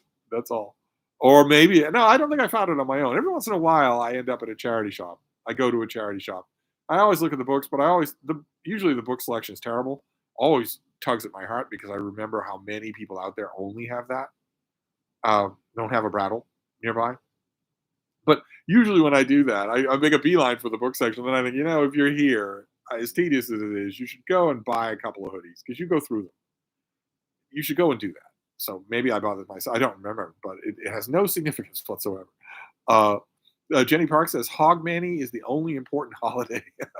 DTC says, is the ending of The Sopranos Fade to Black an example of not being able to end things, or was it good? Of course it was bad. Of course it was. It was I don't know how to do this. So I'm just gonna not. I'm gonna punt. I think anyway. There are whole cadres of film students who will say otherwise. But Michael Lombardo, I've got Asimov's New Guide to Science. Wish I had some of his nonfiction. I don't have any of it here. Gandhi Angles, I'm looking forward to the new biography of Zen Lai. Have you had a chance to delve into your advanced copy? Well, no, I'm not going to delve into the advanced copy because it's 2024 release, and I'm not going to touch anything 2000. I don't do anything that extends across the year, so it's just going to sit there. Ryan says, Steve, I am eating too much frosting, if only binging solely on Elizabeth George. P.D. James and Reginald Hill. Yes, if you're only reading them, you're enjoying yourself, fine, but there's lots of other stuff out there. It's mainly your fault from an old video. They really are the best in the genre. There are plenty of other people, though. Plenty of other stuff to read outside the genre, for instance. The Street Medic's responding to Mike Lombardo. DT says Richard Matheson is a name that comes up in the genre. Do you like anything by him? Like the movies of his works, The Duel, Omega Man? I'm not. I know this will ruin my credibility with some of the SFF people, but I'm not a big fan. I've never really liked I Am Legend. For instance, you're absolutely contractually obligated to like I Am Legend. I've never really liked it. I never read any. I've read everything by him, and I don't like any of it really. No, I like, just barely like, but nothing more. Jared Henderson, I love the Oasis except for the fact that Amazon refuses to update it with a USB-C port. Yeah, well, I have a, as you know, if you came over here for Wine and Calzones, I have a power strip that just, if you watch my NookTube video, it just sits there off to the side underneath the windowsill. It's not buried in a corner somewhere. I don't need to get down on hands and knees. It's right visible. It's right accessible. And I have a hook up top here on the wall around which I drape all of the various adapters and whatnot, USB-C, Lightning port, uh, all the stuff that any device would take. I don't leave it plugged in to the adapter because then it's drawing electricity when I'm not using it. Instead, I drape it on there, and when I need something, I use this power strip that my surly houseboy got. It has all sorts of plugs, but at the end, it has all sorts of power adapter plugs. You can put what am I talking about? You can put one of these things. It's got 4 ports for those at the end, and that is incredible. That is just incredibly convenient. So when it's time to charge a device, I just have that ready. I have plenty of USB-C, but I have that as well. So it's right there. It's no big deal. Uh, let's see here. Michael, everybody thought that the Oasis would be either discontinued in the latest Amazon product show or updated. Everybody thought one of those two things would happen. Instead, they just ignored it. They're not going to do anything with it. Michael Lombardo is responding to Street Medic. Matt Sheridan, Twitter is awful. The blight on the world. Elon Musk is Lex Luthor, except a lot dumber. He would be complimented if he heard you say that. He is just another example of millenarian thinking that has gripped the world. The most powerful people in the world believe they are also the last people in the world. That is an incredibly dangerous mixture, just incredibly dangerous. J. Scott Phillips, I'm late again. Is there any Irish stew left? There is. Oh, J. Scott Phillips, perhaps a blob watch? So we only do the blob watch when you call for it. Let's see what we have for blobs.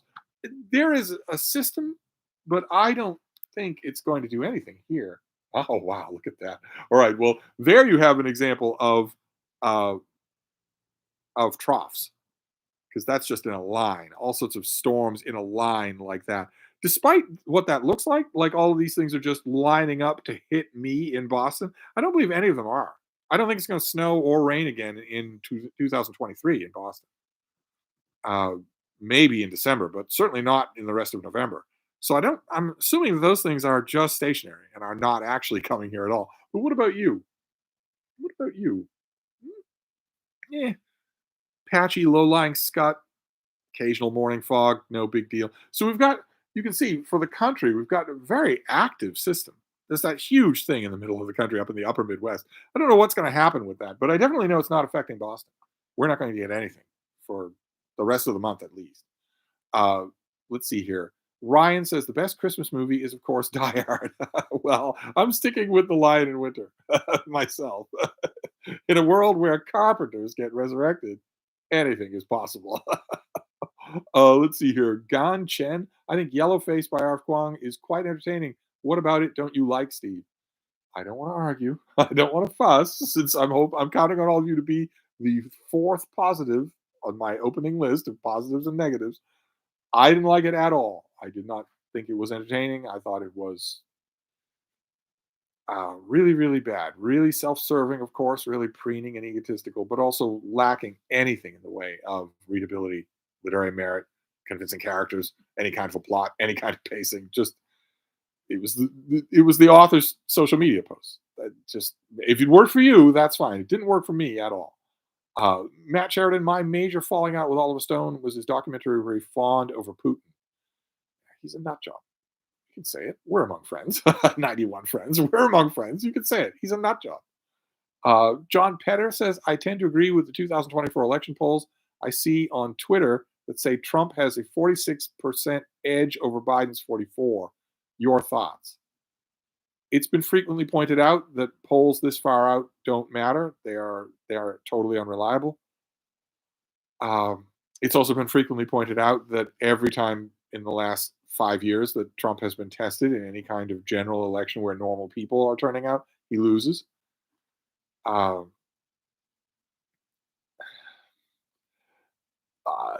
media has betrayed the country.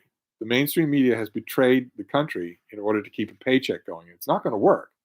It's the one thing you'd think some of them at least would be bright enough to see, which is that it's not going to work. It's not going to keep the paycheck coming. Trump and his minions, Stephen Miller, has made it clear what they want. And it's not to be elected president in 2024. Trump doesn't believe in elections. He either says he has said on Monday, Wednesdays, and Fridays, he says that the 2020 election was entirely fraudulent. All of it was. Not just the vote counts in the swing states for him, but all of it. No reporter, as far as I know, has stopped Marjorie Taylor Greene in the halls of Congress and said, your spiritual leader says that you were fraudulently elected. You came to power in 2020. He says your reelection was fraudulent. Do you agree with him? Are you going to resign? No one has approached any Republican and said, he's calling your election fraudulent. Because there's no point anymore. But there is a point. It's their job to do it. They just don't. They have abrogated their responsibility. But on Monday, Wednesday, and Friday, he says that the entire election was fraudulent. And on Tuesdays, Thursdays, and Saturdays, he says that he won in a 50-state landslide. Again, the press is silent. Just silent. They ought to be going to every elected Republican every single time their spiritual leader says something like this to get them on record. Do you believe that Donald Trump won the 2020 election in a 50-state landslide? Do you believe that, or do you disagree with him? They can't disagree with him. So they're all going to say it. They're all going to say that complete lunacy. And the reason why is millenarian thinking. They don't think any of this is going to end up mattering because he doesn't want to be president. And they want to be on the right side of what he does want to be. And we're seeing that already. The game plan from the Trump apparatchik, the Red Hat Society, is we will not only contest every election that anyone loses at any level, even community level, school board members, but we'll do it violently. We will dox you. We will harass you. We will be at your house. We will be at your kid's stop of the bus at school. Nothing might come of it, but something might. You never know. It's ruled by mafia. And they're now just totally open about it. Because ordinary Joe Blow, who he's the manager of a hardware store, and his wife calls him in panic and said there was a man at the front door. He said, I just wanted you to know that your husband is really wrong about this, that, and the other thing. You can go in now. She calls him. I was absolutely terrified. He was twice my size, and he was pretty threatening. Well, that guy, he doesn't have $40,000 lying around to fight this out in court, to bring the guy up on charges. He doesn't. He can't do it. Instead, he will be cowed. And they have made it clear they are enrolling this practice everywhere now. It's clear that's what they're going to do in the run-up to 2024. That's not an electoral politics. That has nothing to do with polls of who's polling when you call people on the phone. That's the reality of what's going to happen. Anyway, Anya, A Line of Winter is amazing. I started disliking everyone and ended up crying over them all. Brilliant acting. It was brilliant acting all around. Just tremendous. Just absolutely tremendous. Monet Doyle is responding to Ryan. Oh, wait, where'd the chat go? Here, let's get back here. We're not going to do this all night, so we've got to gather up all these comments as we do. Oh my God. All right, we're still going to do these.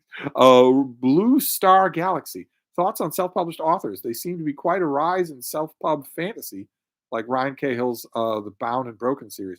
I love it. I say the more the merrier. You're going to lose that money anyway. The stake money that you're putting in to pay for an editor, to pay for your ISBNs, to pay for a cover designer, you're going to lose that money anyway. That's going to go out the door to your agent or to your mainstream publisher if you're lucky enough to sign on with a mainstream publisher. You're going to lose that money anyway. you might as well spend it yourself on exactly the product that you want with 100% of the reaping down the line. I don't think there's any stigma attached to self-published anymore. So go ahead and be indie. I don't know why anybody would do mainstream anymore, except for the momentary thrill of finding your book in a bookstore. Jenny Parks is responding to Matt.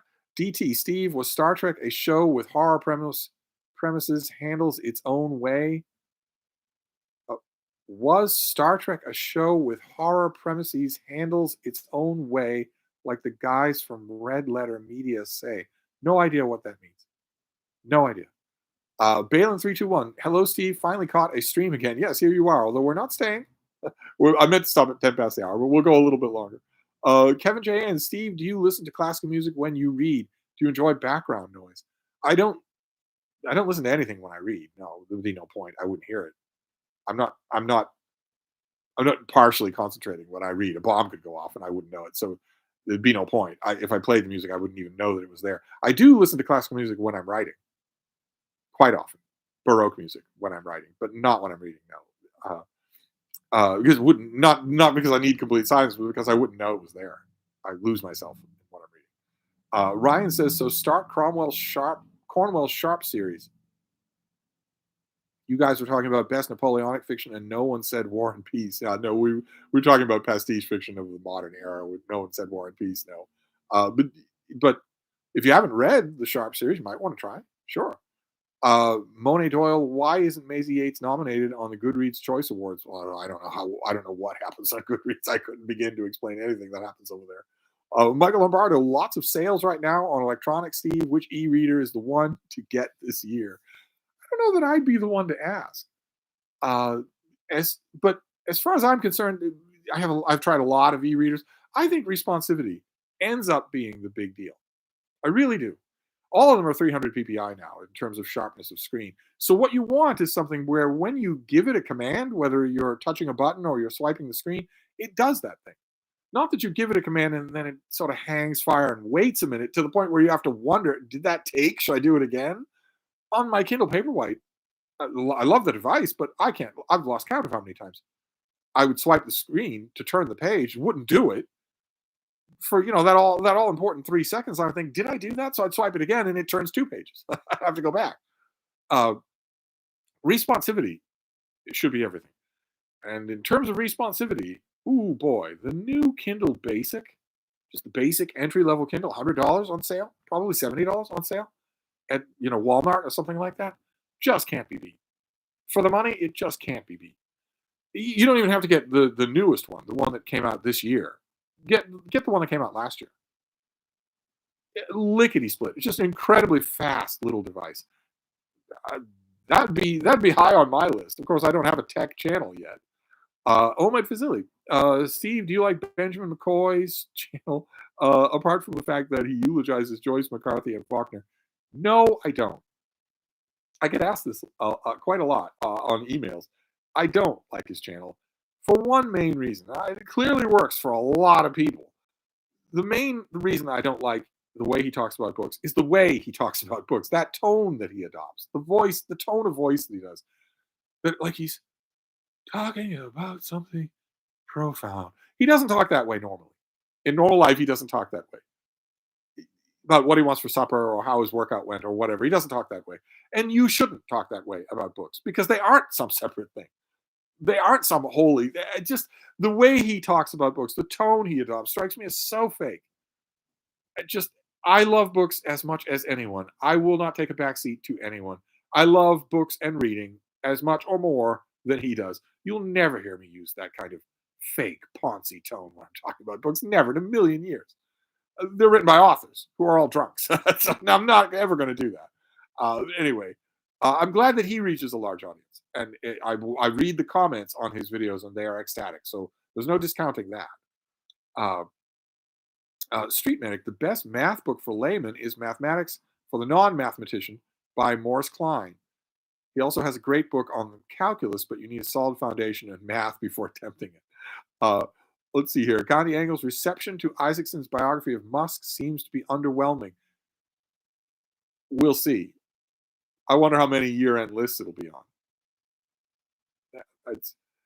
he always has a lock on those year-end lists. I wonder, they're starting to roll out, right? The New York Times did theirs. There'll be a bunch of others. There've been probably a bunch that I don't know about. Of course, there's only one to pay attention to, but we'll see.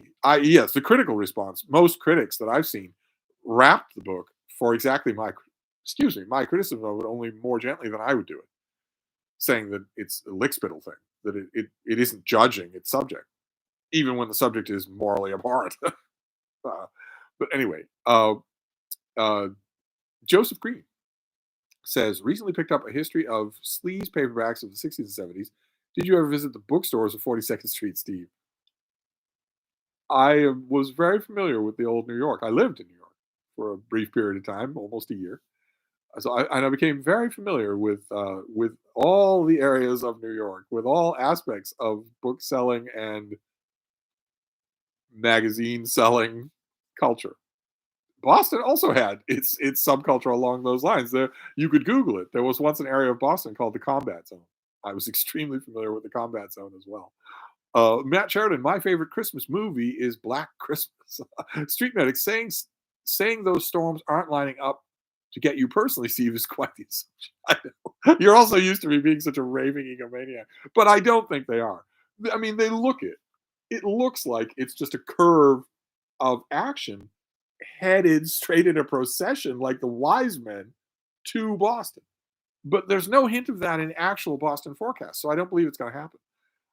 Jenny Parks, I count Lord of the Rings as a Christmas movie. They leave Rivendell on December 25th. Matt Sheridan, in my opinion, of Isaacson went down incredibly because he did a book on that creep. Yeah, he lost all of his credit in the Bank of Steve and Overdrawn.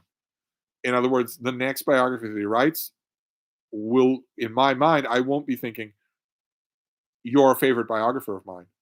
And I also won't be thinking, well, your last book wiped out your credit, so we'll see, which I did with Ron Chernow.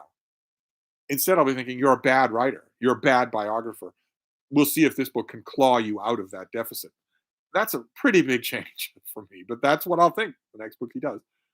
Uh, Gandhi Angle says, I thought Yellowface was awful. Yeah, I agree.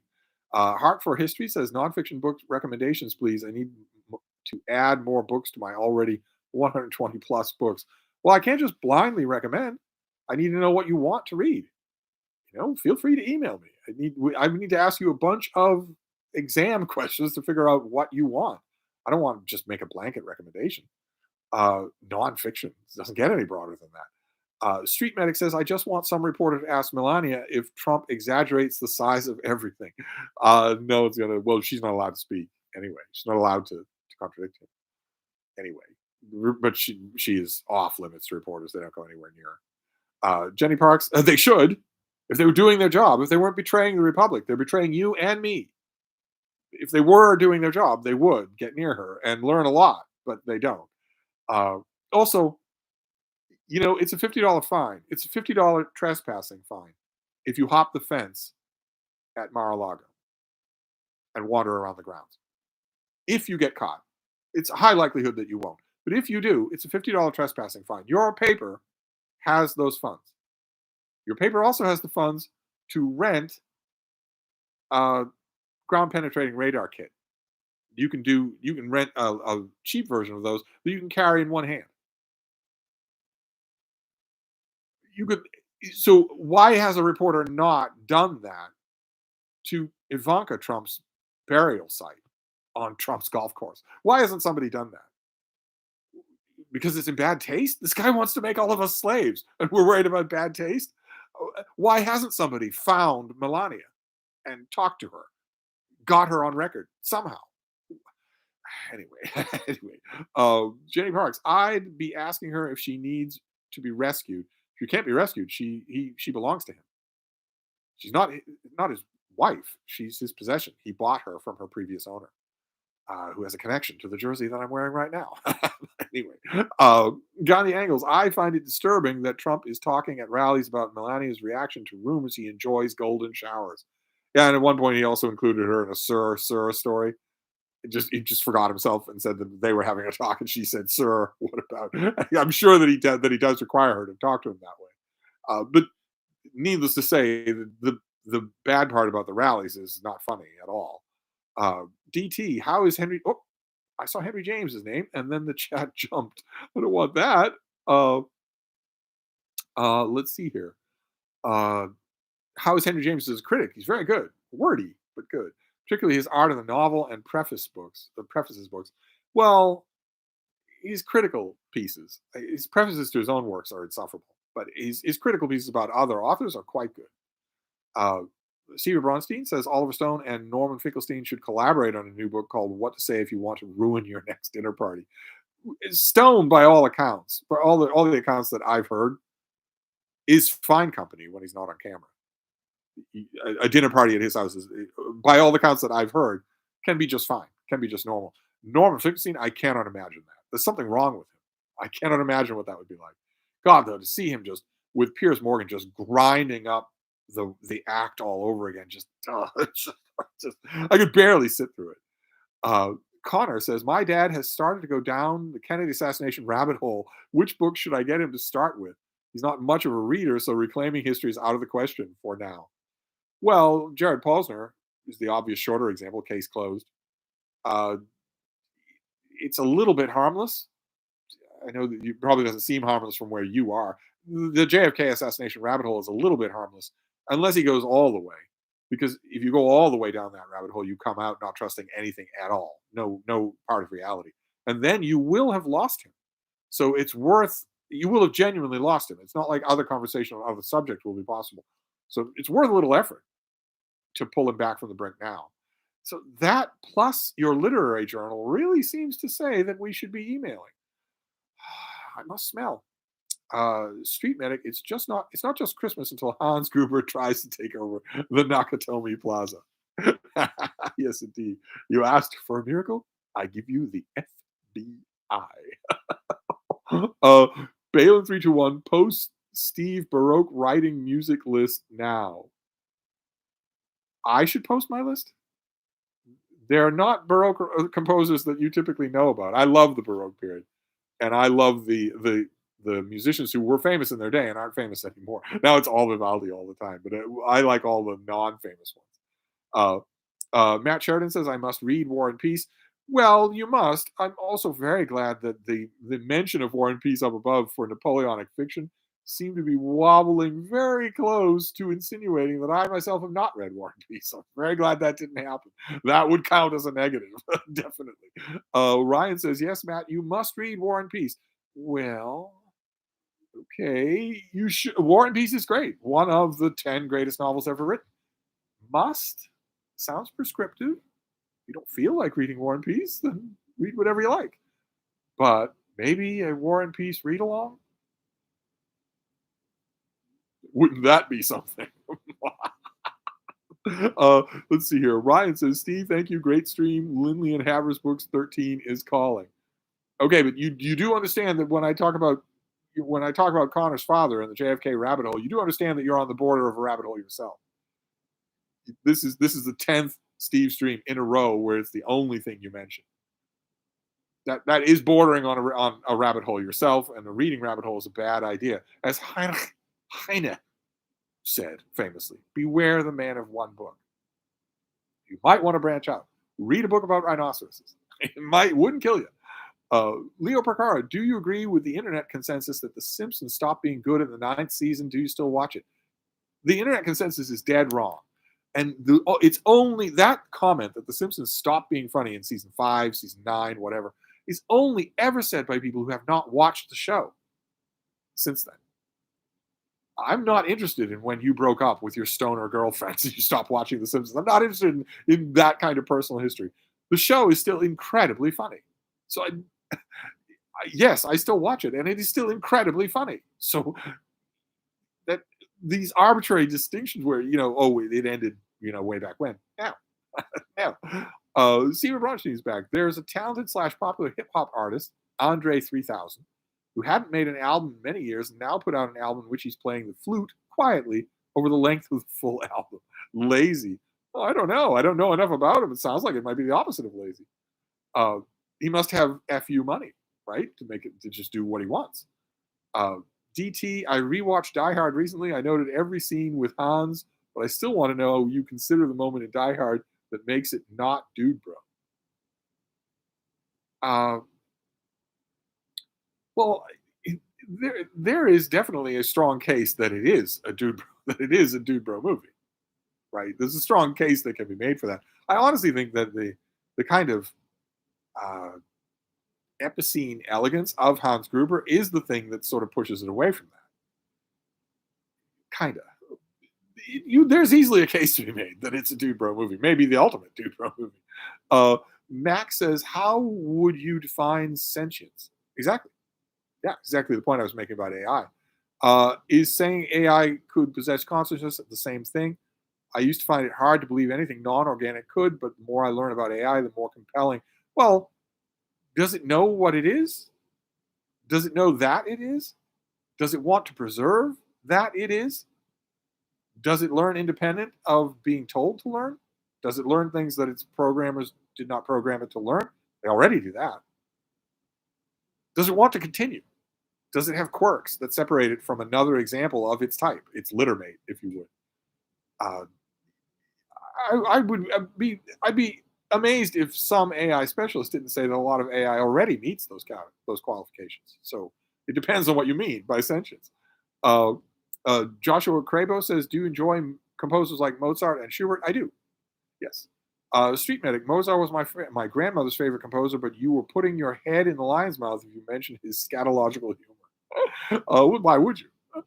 J. Scott Phillips, Baroque music while you're writing. You know, Erasmus writing in the painting behind you. Listen only to John Phillips. No, Erasmus heard all the time that a gentleman writer, a gentleman of letters, should have a musician playing in the background, but he never had the money.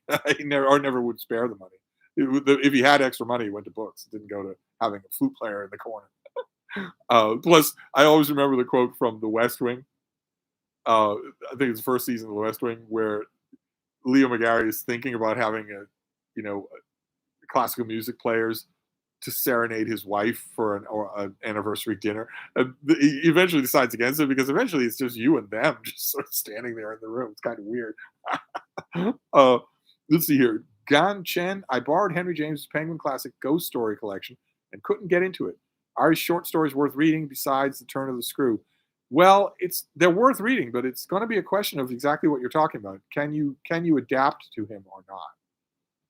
He takes a bit of adapting. You need to you He's not going to change. The reason you couldn't get into those stories is not going to change no matter what you pick of his. It's just a question of can you adapt to his sesquipedalian way of going about storytelling. If you can, you should because you'll reap a lot of rewards from it. But that's not going anywhere. So keep trying, but don't kill yourself. If he's not the author of you, he's not an author for you. Gandhi Angle's extremely familiar with the combat zone. Didn't know they had bookstores in addition to other proclivities. I didn't say they did. Anti Gaia, Steve. Oh, where'd you go? Oh, where did you go? Oh my God, look at all these comments. Steve, what are some of your favorite sports biographies? I'm sure the latest Ted Williams bio would be on the list. Would be. The kid was incredibly good. Oh my, incredibly good. Jonathan Egg's last book, before his Martin Luther King book, was a biography of Muhammad Ali that was incredibly good. Amazing. Just amazingly good. Also, now that I think about it, I think I have a picture. Hang on. I might have a picture of one that came out this year that I quite liked. Do I? Wouldn't that be great if I did? Uh, oh, come on. I won't. I won't. I promise I won't be long. Uh, but I thought sure I had a picture of it, and if I did, it would probably be on this iPad, wouldn't it? Oh, come on. No, it could be on my phone. There's a new-ish biography of Althea Gibson, the great tennis player. That was also fantastic, just fantastic. Uh, but no, I don't think it's going to be on here. Oh, too bad. Well, anyway, and there are lots of others. Oh my God, there are lots of others. Yes, the Big Bam, for instance, Lee Montliv's biography of Babe Ruth is terrific, just terrific all the way along the line. Uh, Matt Sheridan, I watched some of Bill Maher's podcast with Oliver Stone. I felt like my IQ plummeted 20 points. It's not to be done lightly. It is a waste of time. Michael Lombardo, Christmas counter programming last year was Violent Night. This year it's Silent Night and a creature was stirring. No sharks in there, but have you seen these? I have not. I have not seen them, no. Ryan, what is a book recommendation for when your wife is in labor? She told me to ask you because she might want me to stay away and read. Uh, I don't know. It would depend on what you like to read, I'm afraid, whether she's in labor or not. I guarantee you, she is going to want you to stay away and read, of course. She might be too nice to say it at the time, but she's going to want professionals around her. She's not going to want you there, but it's going to depend on what you like to read. That's all. Gandhi Angles, do you listen to Lex Friedman's podcast? I don't listen to the podcast, but I watch his YouTube videos, which I imagine are much the same thing. Hazy Hills, that's a name I don't think I know. Hey, just wanted to say these streams are fun to watch. Well, thank you. Uh, we do have to start wrapping this up, though. We've had a really great attendance on these streams last few times. Don't know why that is, but I loved it. I absolutely love it. Uh, let's see here. Matt Sheridan, Oliver Stone does have a voice of butter. It's just that he's a nut job on some issues. Yeah, he is. Balin321, I'm afraid to Google Boston Combat Zone. Go ahead. Do a Google image search. You do a Google image search, you're going to call up pictures that I would coo if I saw them. I'm old enough so that there are large parts of Boston that are gone that I once knew. I knew them. I didn't know them from a storybook. I knew them because I knew the people in them. I walked around. I knew the shops. I knew everybody. The familiar faces and sunrises and sunsets, the whole moods of the place. Scully Square, Loch Ober, the Combat Zone, Filene's Basement. Those are all gone. They're all gone with no trace left. The pictures would call up a lot. Martin S., do you some favorite examples of authors adopting an older prose style? Have some favorite examples? Don't know what you mean by an old.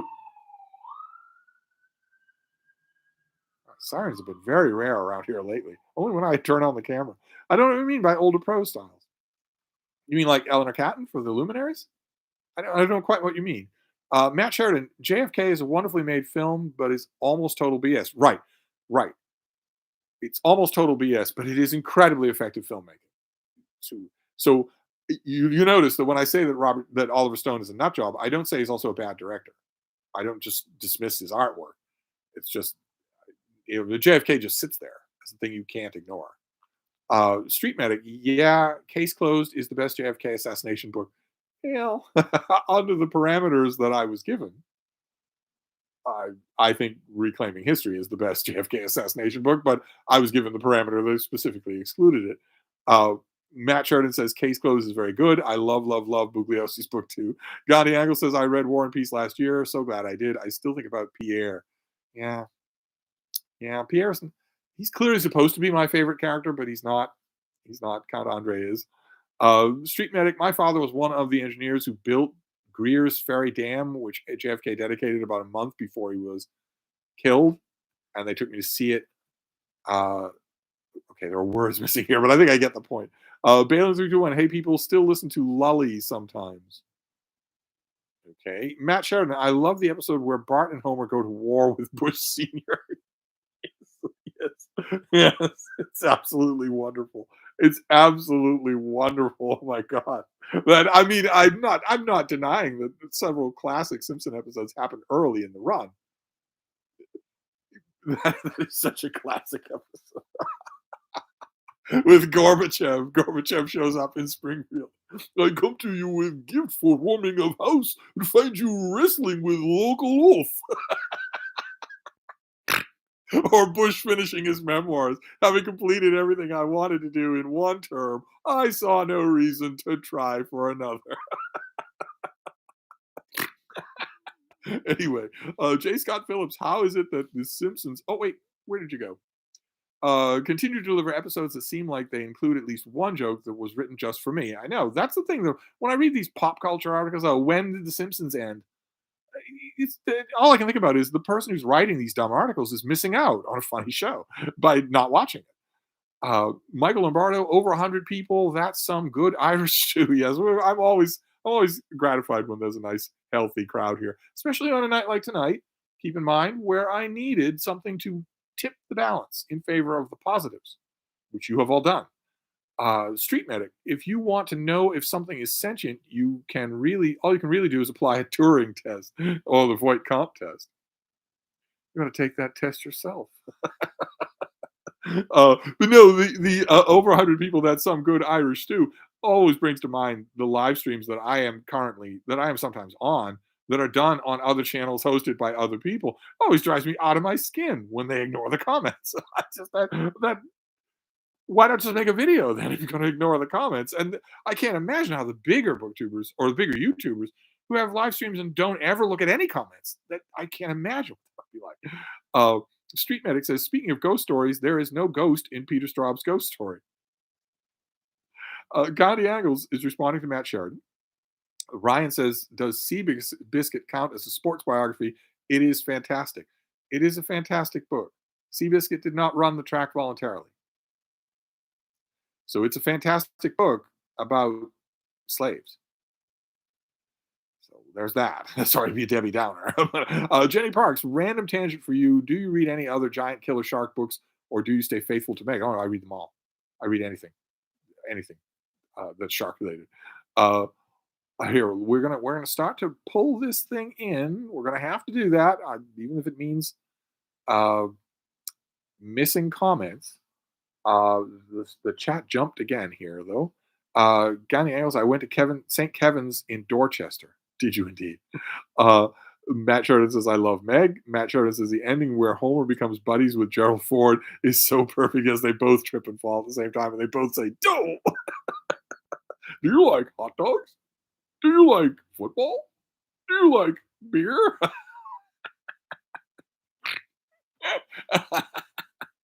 Let's see here. Jenny Parks, I'm enjoying Meg too. Not far in. Thought the kids just got eaten. I accidentally laughed out loud. There's nothing accidental about that. Go ahead. Embrace it. Balin 321, are you sure you don't prefer Prince Nikolai? Uh, mm, I need to do a War and Peace read along with all of you and drag you all through it. So I know that I'm supposed to like Pierre. I know he's supposed to be my favorite. Uh, let's see here. Matt Sheridan says, "Gotta go." So do I. So do I. We'll end at 10 past the hour. Ryan says, Andre Agassi's Open was good. It was. It was good. But I retroactively dislike it. It's the same. It's the same family ruining hack that wrote Prince Harry's book, and I'm finding him less and less forgivable. So I find him unforgivable for that book. So I'm retroactively judging his earlier books and not liking what I see. Uh, Matt Sheridan, good night, Steve, and everyone. This really helped my night. Well, that's good to hear. It helped my night too, very much so. And we don't have to go to 10 past the hour. We can wrap up when we get to the end of the questions. This has just been wonderful, absolutely wonderful. Wilson Shugart is here. Did somebody say War and Peace? Somebody said War and Peace and mentioned a read along. But there's no time. In only 3 weeks, Steve will be gone. So there's no time to do a War and Peace read along. Wilson's cheated again. Jenny Parks, 2 a.m., time for bed. Supposed to be helping my best friend move house. Ew. Hire movers. Ew, that's what a nightmare. Gandhi Angles reading Lumumba Plot. Highly recommend. Street Medic, War and Peace, Les Miserables, and Tale of Two Cities are my 3 favorite books. Oh, wow. Joshua Crabo, I started watching The Crown. It's one of the best TV shows I've watched in recent years. So you started from the beginning? Started the young Elizabeth? Because some of those opening seasons are quite good.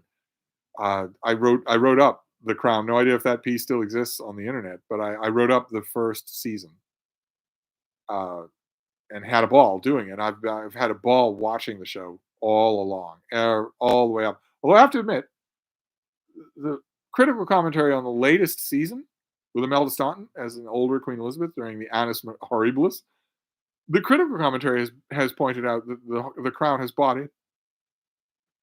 Excuse me. That the Crown is bought in hook, line, and sinker with the fad that is sweeping through all of television, which is to film it in the dark, so you can barely see anything. Nothing is lit well at all. That might be justified. Absolutely, that might be justified. J. Scott Phillips, can we get a Killer Shark starter kit? Oh, I thought I already did a shark starter kit. Surely I did. Surely I have. Well, if I haven't, then I should. I will do not a giant killer shark because that rules out some of the books that I would want to recommend.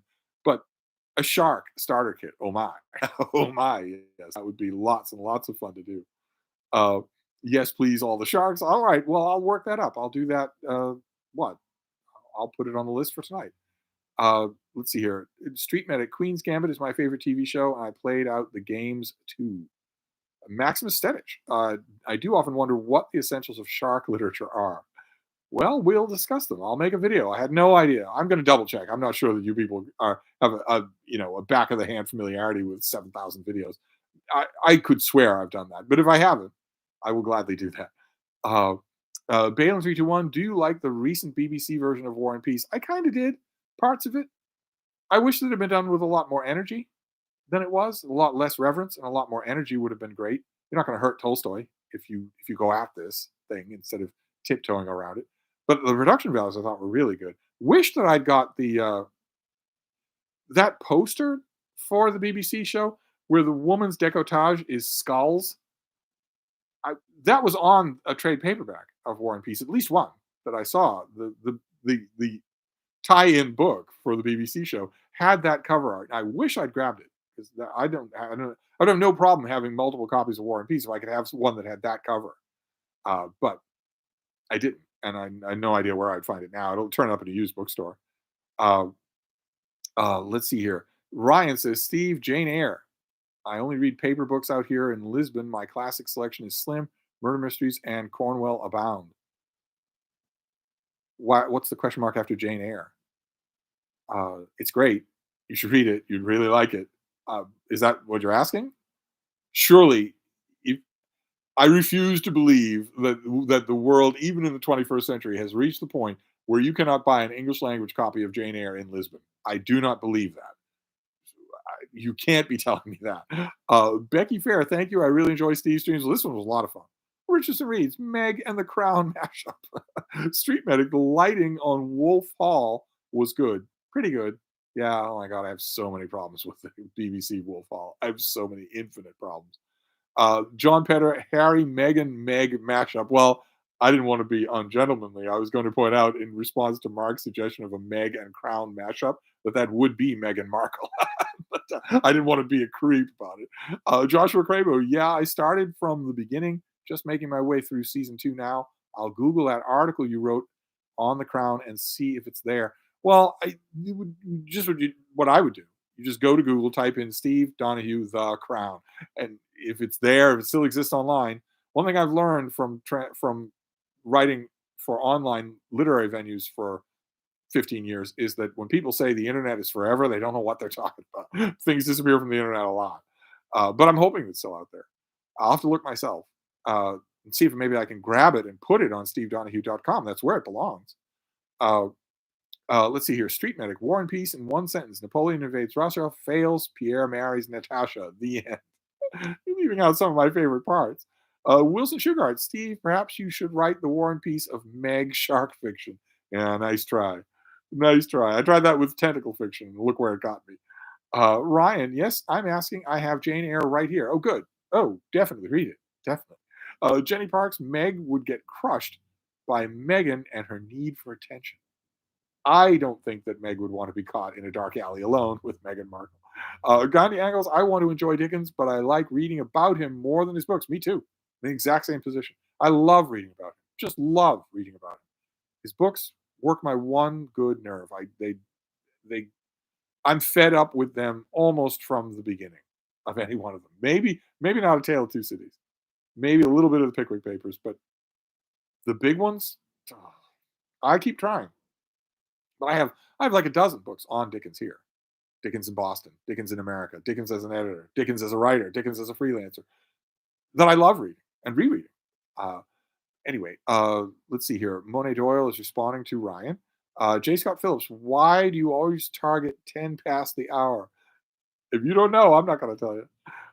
Martin S., this might be a little specific, but I'd love a nonfiction starter kit for being prepared for Wolf Hall. I read it, but didn't really get it. Well, I did a starter kit on Tudor fiction. You mean something other than that, though. You mean, I don't think you need to be prepared for Wolf Hall, or it would be a bad book. But now all I'm thinking about is a shark starter kit. I didn't know that I hadn't made one. I'll check. If I haven't, then that will be my last starter kit of 2023. And maybe not a starter kit, maybe an essential so that I can go nice and long. Uh, Joshua Crabo, I love reading C.K. Chesterton. Write about Dickens. Ryan says, David Copperfield amazed me in the best ways. Love him. We can't agree on everything, Steve. No, no. I know that Dickens is still incredibly popular. So it's possible that I'm missing something. I'm willing to admit that I might be. Ryan, Wolf Hall is kind of a snoozer. Well, there you're dead wrong. There you're dead wrong. I, I, I don't have any doubts about Wolf Hall. There's no chance that it's a kind of a snoozer, and I just missed that fact. No, there's nothing snoozy about it. And I'm not appealing to popularity when I point out that there are 10 million people who disagree with you. So, I'm just talking on my own right. You're dead wrong about it. Maybe someday you'll come back to it and read it and love it.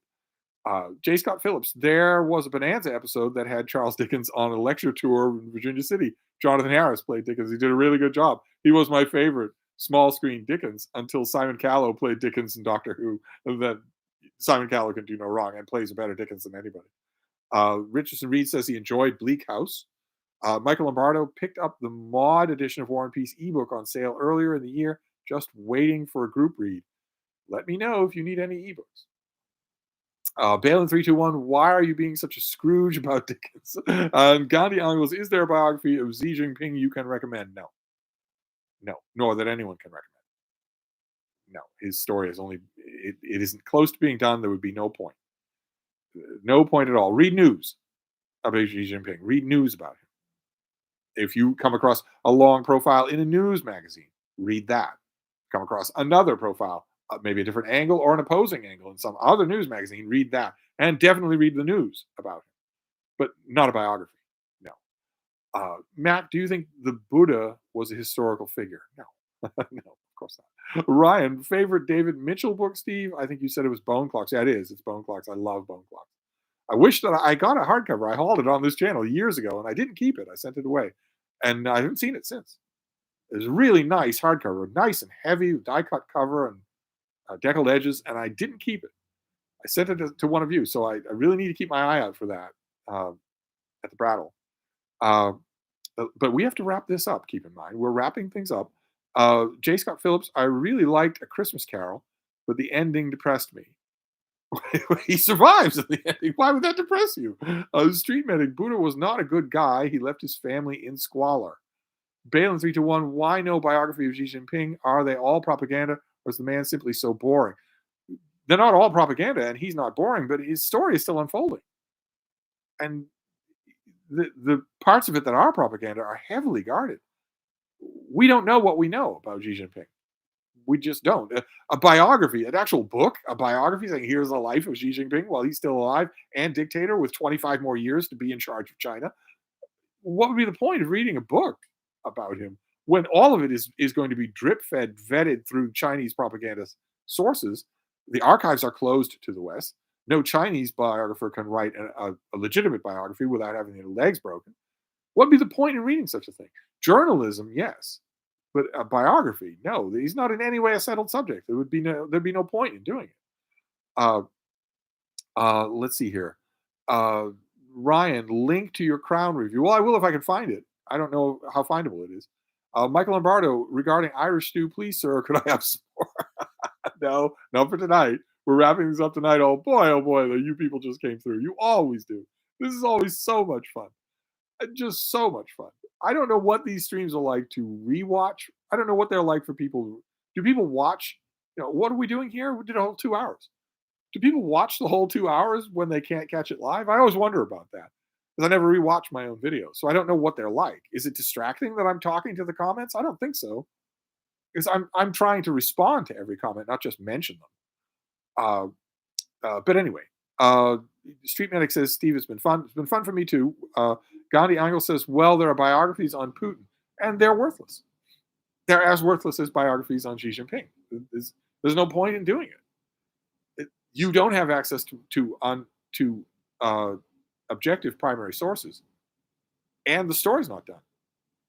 Why would anybody want to do that? Why would anybody want to read that? Let's see here. Ryan, bye, Steve. Thanks for getting us through the holidays. Oh, isn't that nice? Owen Fazeli says, hope this stream has made you less angry about the insolent freelancer. It has for now. I'm sure I'm going to hear from him again. I hope that I do hear from him again. I hope that the next time he pops up on my radar isn't because he actually tried to get in touch with some other editor at Open Letters, because that's not how Open Letters Review works. Open Letters Review does not work that way. It doesn't work that way. The editors at Open Letters Review, other than me, are there in an advisory capacity. I value the advice of the ones who are directly involved, but they do not get to outvote me. No one does. I'm not going to go through that kind of experience again. I'm not going to tell this freelancer that, but I shouldn't need to. It's a horrifically unprofessional thing to do anyway, whether he knows anything about open letters or not. I'm just hoping that I don't get an email from Sam saying some guy was contacting me about his 3,000 word piece. We shall see. Let's see here. Jenny Park says, I watch if I miss. I love the banter. Well, good. I can't. Ryan asked me to recap the freelance drama, but I can't do it because we're out of time. But you can replay the video. It's part of my opening half-hour throat clearing. Balin321 says it's fun to rewatch the streams and look through the chat to see the response to the questions I like. Oh, good. Okay. J. Scott Phillips says is Irish stew available in calzone form? No, the place next door is sadly lacking in Irish cuisine. No baked potatoes. They didn't even know what I meant. I said, just out of curiosity, could I get a baked potato? They had no idea. They knew what a potato was. They had no idea what I meant. Because over there, they would fry the potato and the plate that it's on, and it'd just be a crisp fried potato on a plate. You just eat the whole thing. And we'll end with Richardson reads, crap, I was hoping this was Jason Harrigan's channel. I'm gone. No, Jason doesn't have live streams on his channel. But I have to wrap this up. I've got to go. But I cannot thank you all enough. I very melodramatically made a balancing act between positives and negatives, and you all tipped the balance in favor of the positives. So now I get to read all night. On my Kindle Oasis, I'm going to read all night. So thank you very much. Thank you all. Oh, man. I swear, it's not going to be any time at all until YouTube finds out that people are having this kind of fun and shuts it down. I know that. But in the meantime, I'll be back. We'll do another Stevestream. So I'm going to end this now, but I'll see you all next time. Thank you, BookTube. Oh, man.